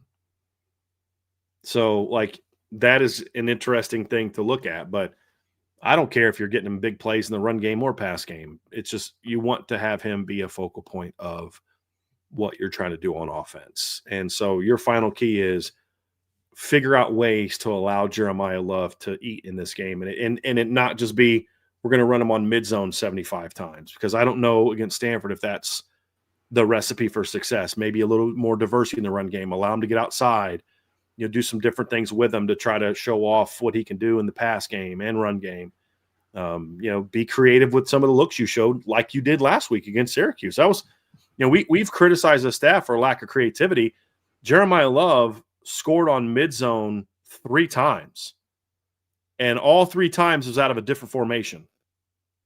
So, I'm sorry. He scored on mid-zone twice and ran on outside zone on one, and he was a different formation on the 2 mid-zones. And then he also ran backside of a quads look, which I was all broken down on the run game film breakdown, about 20 minutes of me showing some of the stuff they did schematically that then put him in a position where the looks were favorable, that if he can make one guy miss, you're going to have something pretty good. And of course he did, because he almost always does. So I think that's a big part of this as well, is you've got to do your job schematically, formationally, pre-snap movement, things like that. Because if you can get them kind of looking left and right as the ball's getting snapped, you're not catching Jeremiah Love. And I think that's something the staff can do. But end of the day, you want Jeremiah Love to finish the regular season with another big game. Yeah, absolutely. And I think you said it perfectly that the best way to do that is just one, Jeremiah Love just has to keep doing what he's been doing all season. And you don't have to give him the ball 37 times for him to break this rushing record. Like, the reason he's been so effective, especially in the last couple of games, is because he's kind of just living within the offense. He's being a patient runner. He's taking what's been available to him, and he has the talent to then take a 17-yard gain and turn it into a 58-yard gain, an 8-yard gain and turn it into a 22-yard gain. So yeah, a lot of that stuff, breaking the rushing record, putting on a Heisman level performance, is just kind of a byproduct of him and the coaches allowing him to be him. Like the counter touchdown he had against Pitt. That was blocked extremely well. Mm-hmm. The difference between that being an 8 to 10-yard run and a 56-yard touchdown is him. Yes. Right? And that's the thing. And the same thing when Jadarian's in the game. But your line's going to get you the first 5. I mean, that's basically kind of how you block it up. The line's going to get you the first 5. What comes after that, that's up to you. You can't ask the offensive line to be blocking downfield 8, 9, 10 yards, you know what I mean, on a downhill run. We're going to handle this level right here. We're going to get all these guys. You got to get the rest of them. Can you do that? And Jeremiah and Jadarian are like, bet, gotcha. You know, I mean, and then this is a team where if you can get Jeremiah Love in space against their secondary, there's going to be a lot of big plays. Yeah, a lot of big plays. A lot of see you later. A lot of him talking to his own sideline on his way down the field. You know, a lot of taillights. Yeah, agreed. Exactly. Agreed. Folks, that's going to do it for part 3 of today's show, but we are going to wrap everything up talking keys to victory for Notre Dame's defense. But before we get there, make sure you hit that like button, make sure you hit that subscribe button, hit that notification bell so you know whenever we go live. Whatever streaming platform you listen to us on, we greatly appreciate a 5-star review. And as always, Brian talked about the film breakdowns that he has out right now. He has the run game breakdown from Syracuse. But in order to watch those, you have to be a premium message board subscriber. Those are all in the Champions Lounge. Tomorrow. I have a defensive breakdown out tomorrow. Oh, fantastic. It's going to be, I cannot wait to watch the defensive one from Stanford. But if you want to watch it, you got to be a premium message board subscriber at boards.irishbreakdown.com. All right, Brian, to wrap up today's show here on the Irish Breakdown podcast brought to you by FanDuel, we're talking about Notre Dame's defense and the keys to victory for what I said earlier in the show is what I think is one of, if not the hottest unit in college football right now. I mean, who would have thought that back in September, after that Purdue game, we were talking about a defense that ranks 12th in the country in points per game, 22nd in yards per game, 14th in yards per play, 9th in yards per rush, 31st in yards per attempt, 1st in interceptions. I mean, the defensive turnaround has been really, really impressive, and they need to finish on a high note against Stanford, carry that momentum into the playoffs. Yeah, I mean, it is. It's the same thing we kind of talked about last week. You don't want to develop any bad habits because you're playing an inferior opponent. You want to keep playing at a high level, and I'm a lot less concerned about that based on what we saw last week.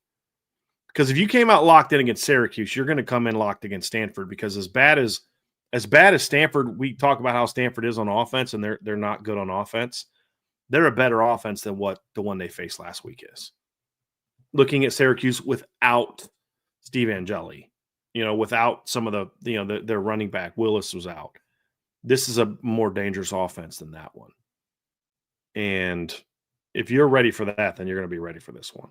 But it's just about, keep doing what you're doing, right? That's going to be a big thing. Stay locked in, keep scheming up things well. Frank Reich's a good play caller. I mean, you watch Stanford play, there's stuff there sometimes. Just the quarterback doesn't see it. The line can't protect it. And what I mean is there's stuff there. Schematically, there's opportunities for things to be there. Micah Ford's a good back, couple times. I'll just say this. There's been a few runs this year where if they had Jeremiah Love or Jadarian Price, they might have had something. But, that's not really Micah's game. Micah's a bigger back, and he's got great feet, and he runs with power and things like that. But when I look at it, Trev, that's kind of my thing, is just keep doing what you're doing. That's going to be a big part of this. There's nothing special. There's nothing unique about Stanford that means you've got to, boy, you better be on top of your game this week because they've got such and such, like past teams that Notre Dame has faced.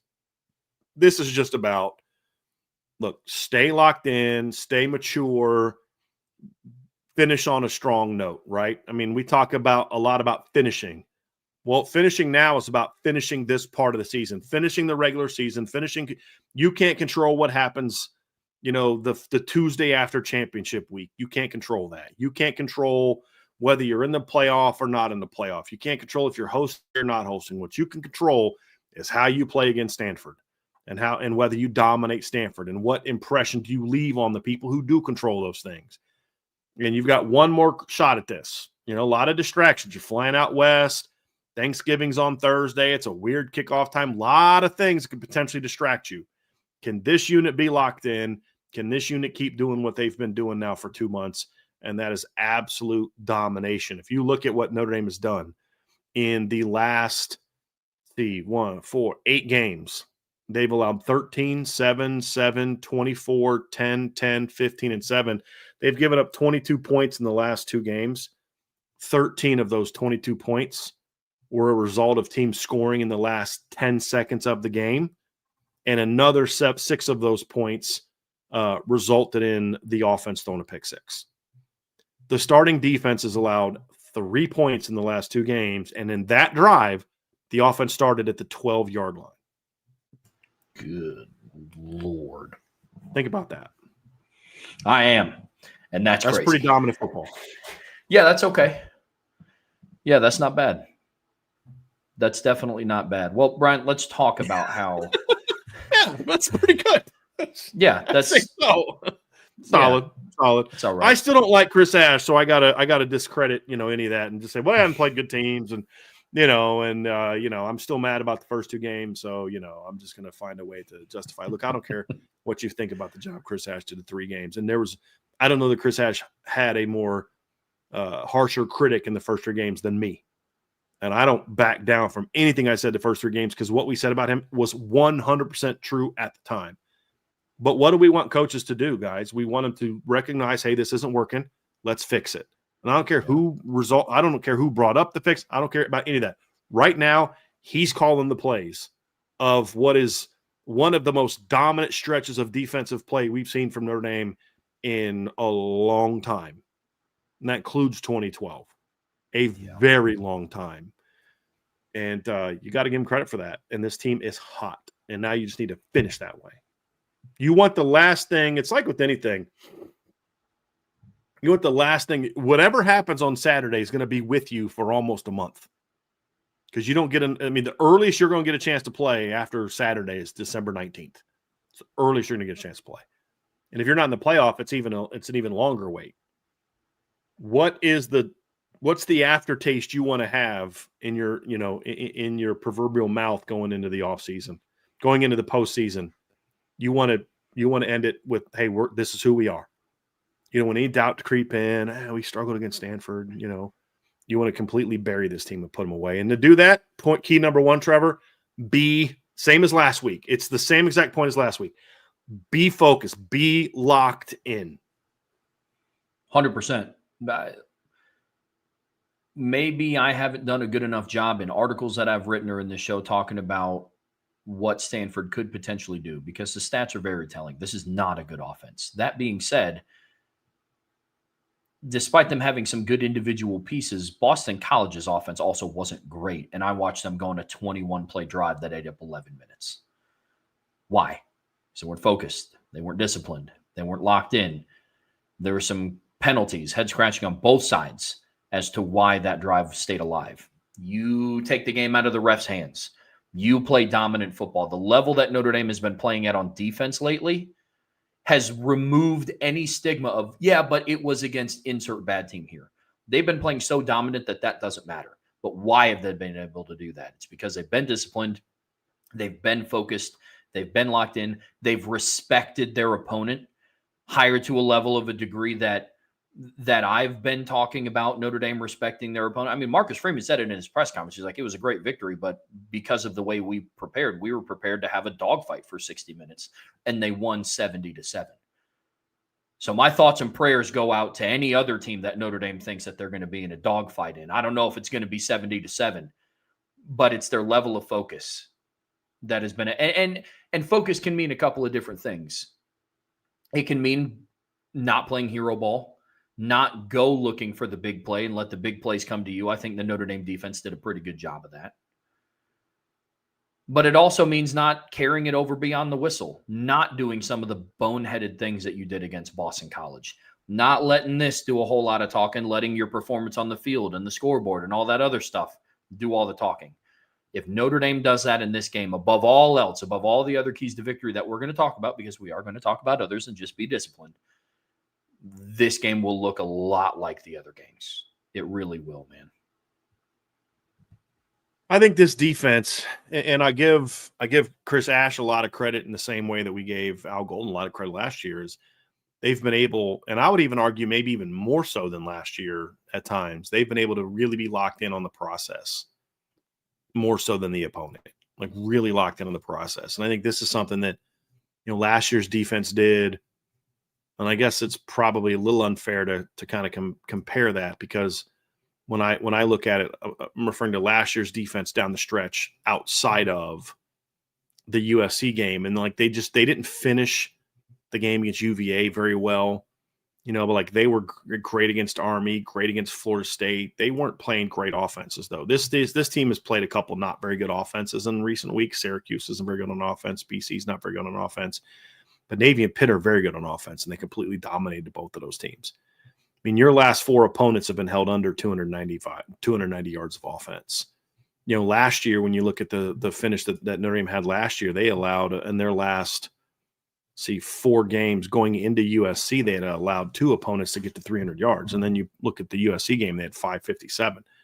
Well, this opponent's not as good as USC, but like even more so than last year, though, I would argue by a little bit, not a ton. This team has been even more focused on, we're focused on Notre Dame on defense. We're not worried about Stanford. We're not worried about Syracuse. We're not worried about Pitt. We're not worried about Navy. We're focused on us and doing our job. And I think this team plays better as an 11 than any defense we've seen since 2012. Where they play such good team defense, where each play you're watching somebody do their job, and it's like, one thing on the breakdown I'll have for the defense, one thing I'm going to talk about is, yes, Jalen Stroman did a great job reading the route, jumping it, but there's other things I look at that I loved. Josh Burnham dropping into a zone drop from the edge and just rerouting the slot receiver with such physicality they knocked him down. Devontae Smith undercutting the flat route and then riding out to the hitch to basically kind of take away two throwing lanes for the quarterback with one guy, forcing him to come quickly, and then Jalen Stroman does his part to clean it up and make a huge play. There was so much of that. Drake Bowen had a great I'm going to break down the Drake Bowen drive, which is a 3-and-out, which is essentially Drake Bowen with a run stop, Drake Bowen with a sack, Drake Bowen eating up a screen. But on each play, you're going to see different things that other people do. I think it was Boubacar just blew up the puller on the run stop, where it just forces the ball right back into Drake. And then we see the big highlight play from Drake Bowen, but what doesn't get as much focus is Boubacar closing down on the puller, not waiting on the puller, but driving and then meeting him and then knocking him back and then forcing the running back right into Drake. This team plays such great team defense. You want to still be focused on that. And if you play great team defense, this could end up being the best performance you've had so far on defense, because this is, like you said, this is not a good Pitt offense. Not a good Stanford offense. I do worry, however, about you not being focused, because if you're not locked in this game, especially in the secondary, Sam Roush, Bryce Farrell, CJ Williams, there's enough guys at Stanford that can hurt you in the passing game that a team, if they're not locked in, they can give up some plays in the pass game. You don't want to see that. And that's what happened 2 years ago. It's so frustrating. You're like letting Ashton Daniels throw the ball on you in the first half. Remember they hit like a little out of the backfield wheel route to E.J. Smith for a 60-yard gain. And I'm like, what are you doing? Yeah, sure. Where's a 4.8? It was frustrating early in the game 2 years ago. Don't let that happen to you this year. Come out just as locked in. Say, we're going to put this game away right now by playing Notre Dame football. That's key number one. And then 100%. Key number two, it leads into key number two, Trevor. And that is, we could have just stopped here. We're not going to completely stop here, but we could have stopped here. Yeah. Dominate the line of scrimmage. Yes, absolutely. And you have to. I mean, we were complimentary of what Micah Ford has done the last couple of weeks, but you need to dominate the line of scrimmage the way that you dominated the line of scrimmage a week ago. I mean, yes, it's one thing to just take the easy route and say, yeah, like their guys are better than Syracuse's guys, and they just shut it down. How? They reset the line of scrimmage in their favor. Syracuse would pull multiple offensive linemen. You would have the linebacker scrape over and fill for the defensive end that was just riding along the hip of the pulling offensive lineman, blowing up run plays. It was great. They're going to have to do the same thing in this one. Stanford can't go. What they want to do is they want to go on long, methodical, eat up the They clock want to type of shorten this drives. game like crazy. Yep. Yes, 100%. Which, big picture, would I be upset about with a 10:30 p.m. kickoff? No, but I don't want it to be that way. I don't want it to be because Stanford's If going on Notre these long, Dame's methodical scoring on drives. 4 plays a drive, then sure, you can still get your points. Exactly.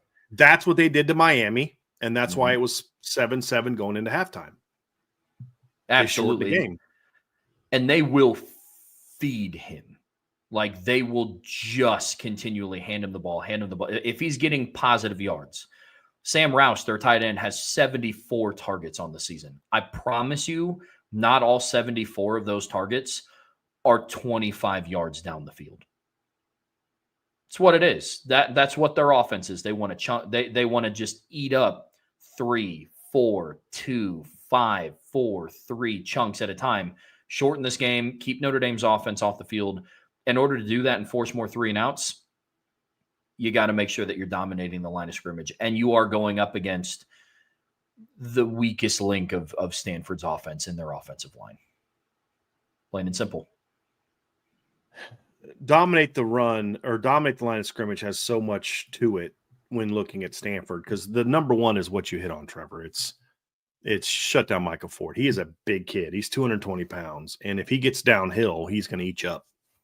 He's going to hammer you for 3-4 yards a pop. And here's the deal: if he only goes for 3.9 yards per carry, he's like, back in the day, it's 3 yards in a cloud of dust. And I used to always make fun of it because it's like, well, yeah, that's 4th and 1 every time. But 3 carries of 3.5 yards get you first downs.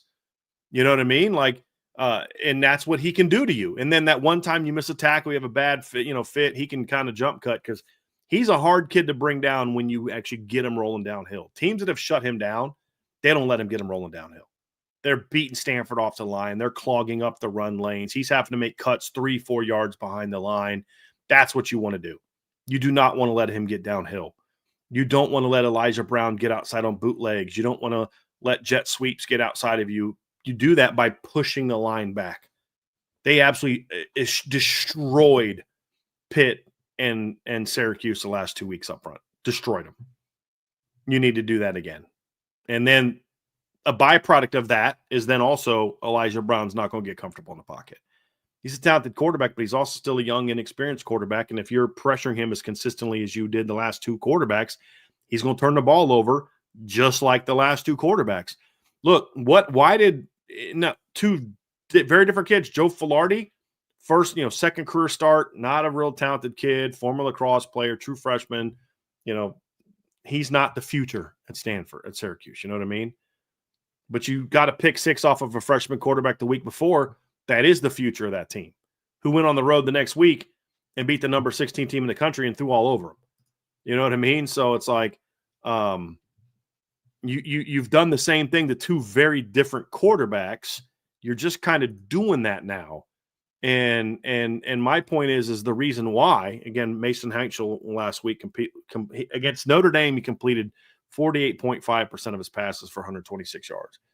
On the road last week against Georgia, no touchdowns, 1 pick. Against Georgia Tech, he completed 74.1% of his passes, 226 yards, 2 touchdowns, and no picks.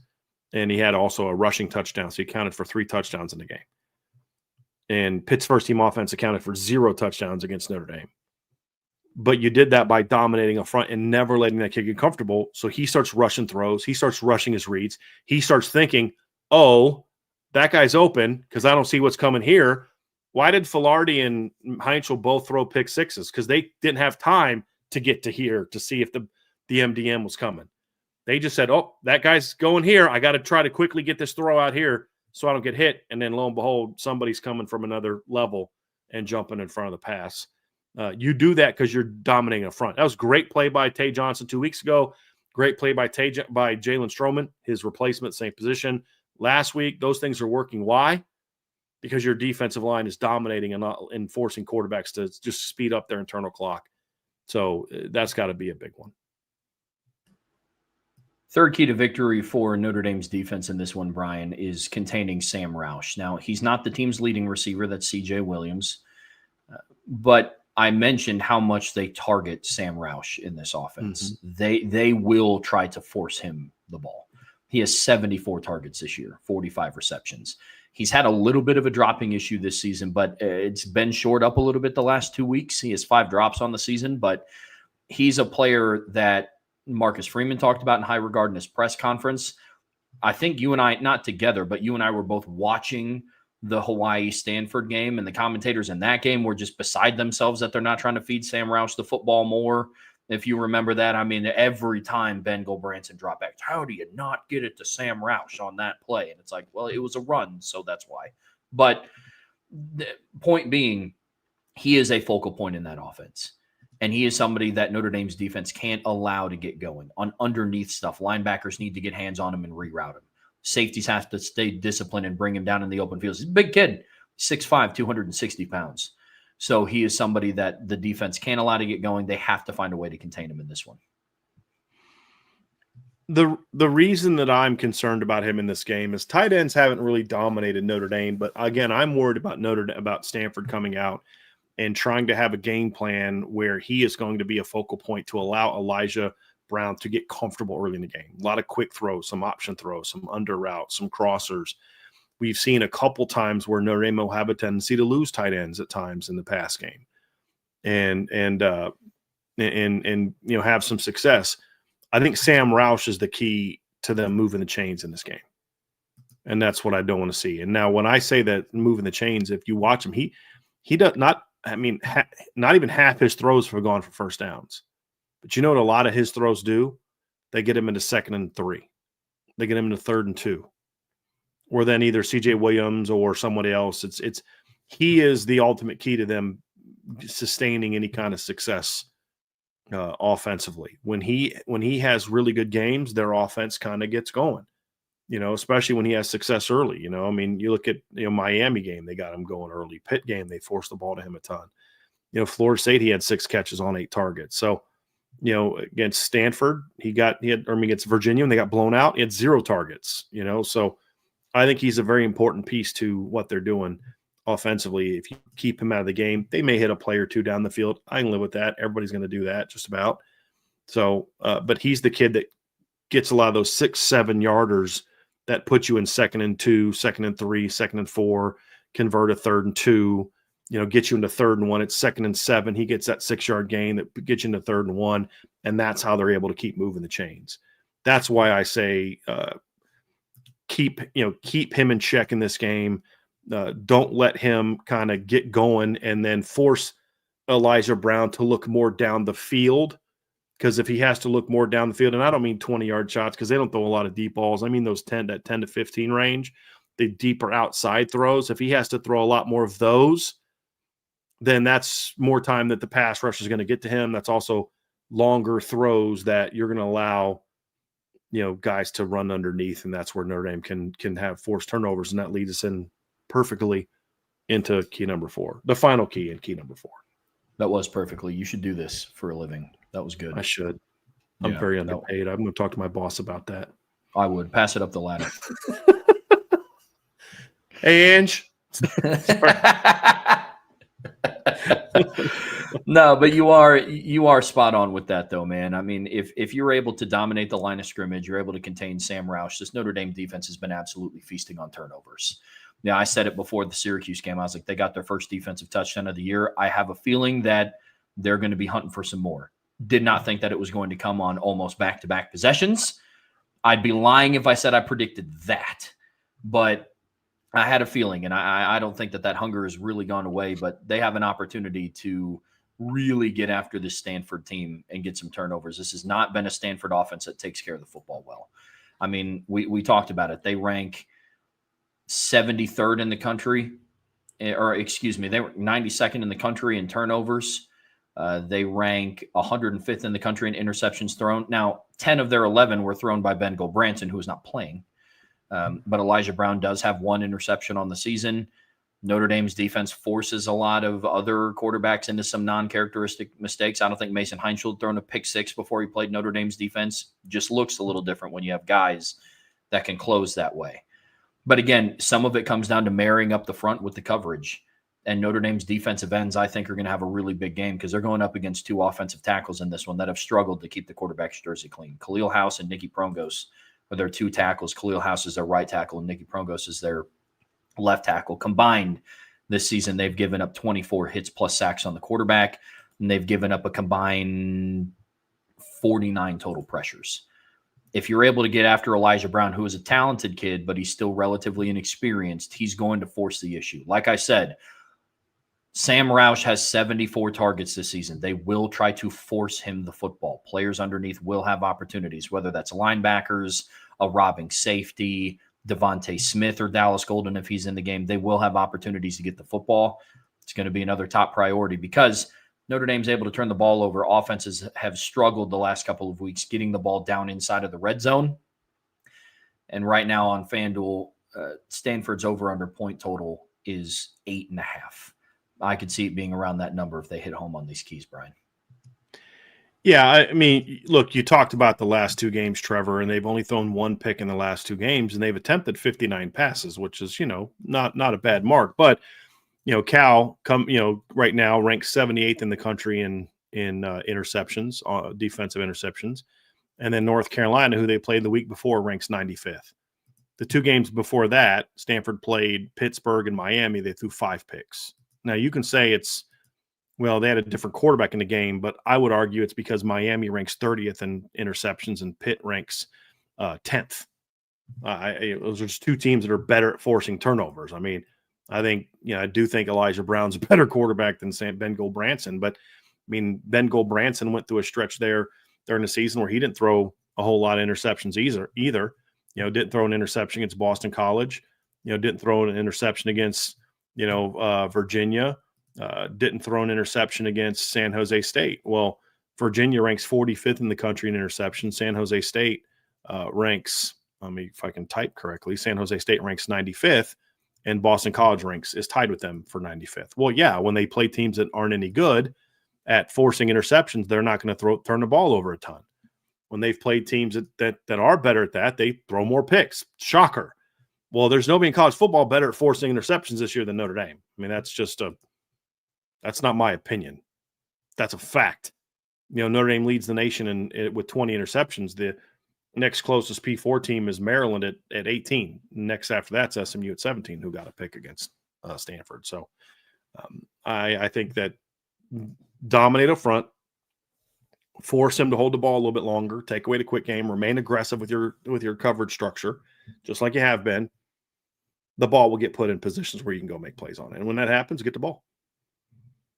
I don't think you need to get defensive touchdowns again. I mean, if you do, great. I'm not going to be like, go down, let the offense score. I'm not doing that. I'm saying you can't count on that week after week, but you 100%. Can count on when the ball gets thrown up and ways for you to make plays on it, you go make plays on it.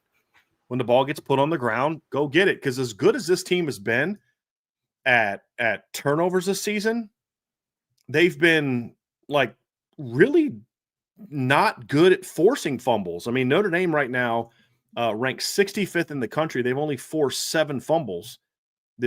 Not recovered, forced 7 fumbles, and they've only recovered 2 of those fumbles.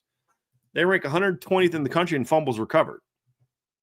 Well, part of that's because the pass rush is forced. I've said this before. Sometimes pressures are better than sacks.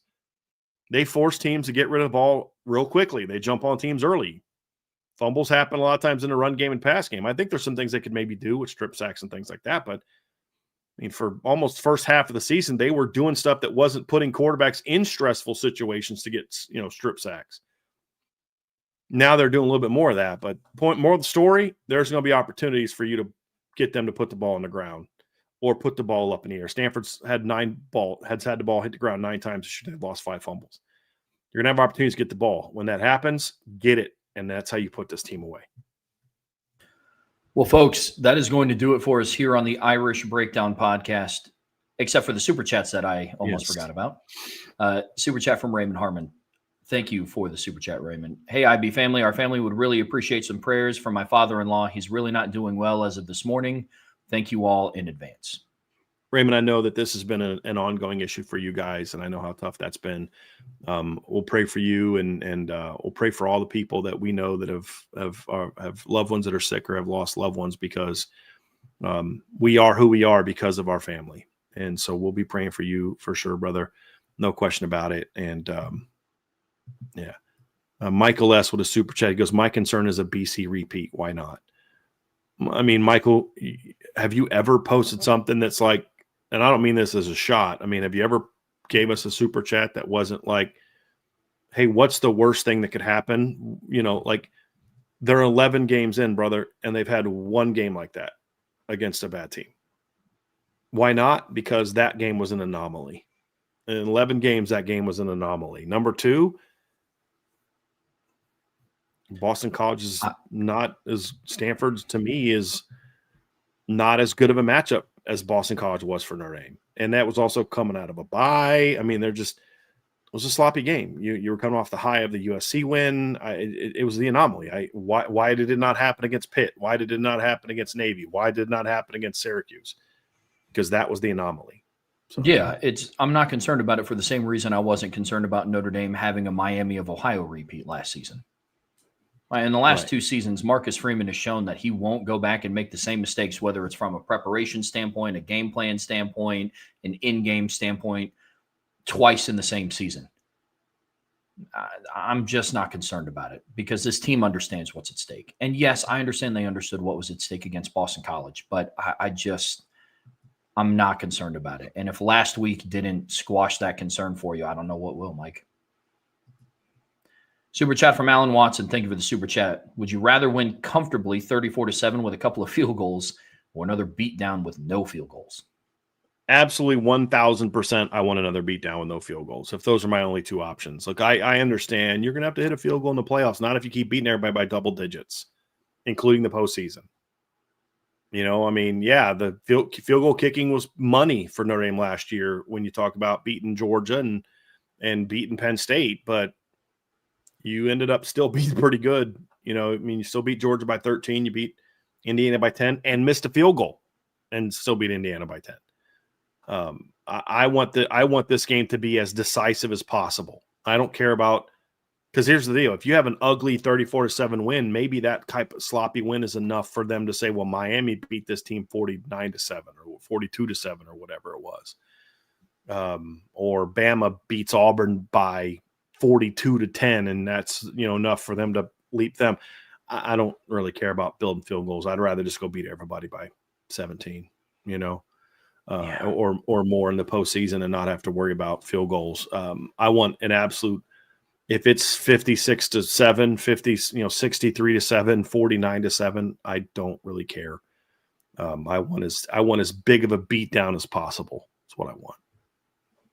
Same page here, man. Same page here. Ideally, it's a beatdown, including a field goal. Who says you can't have both?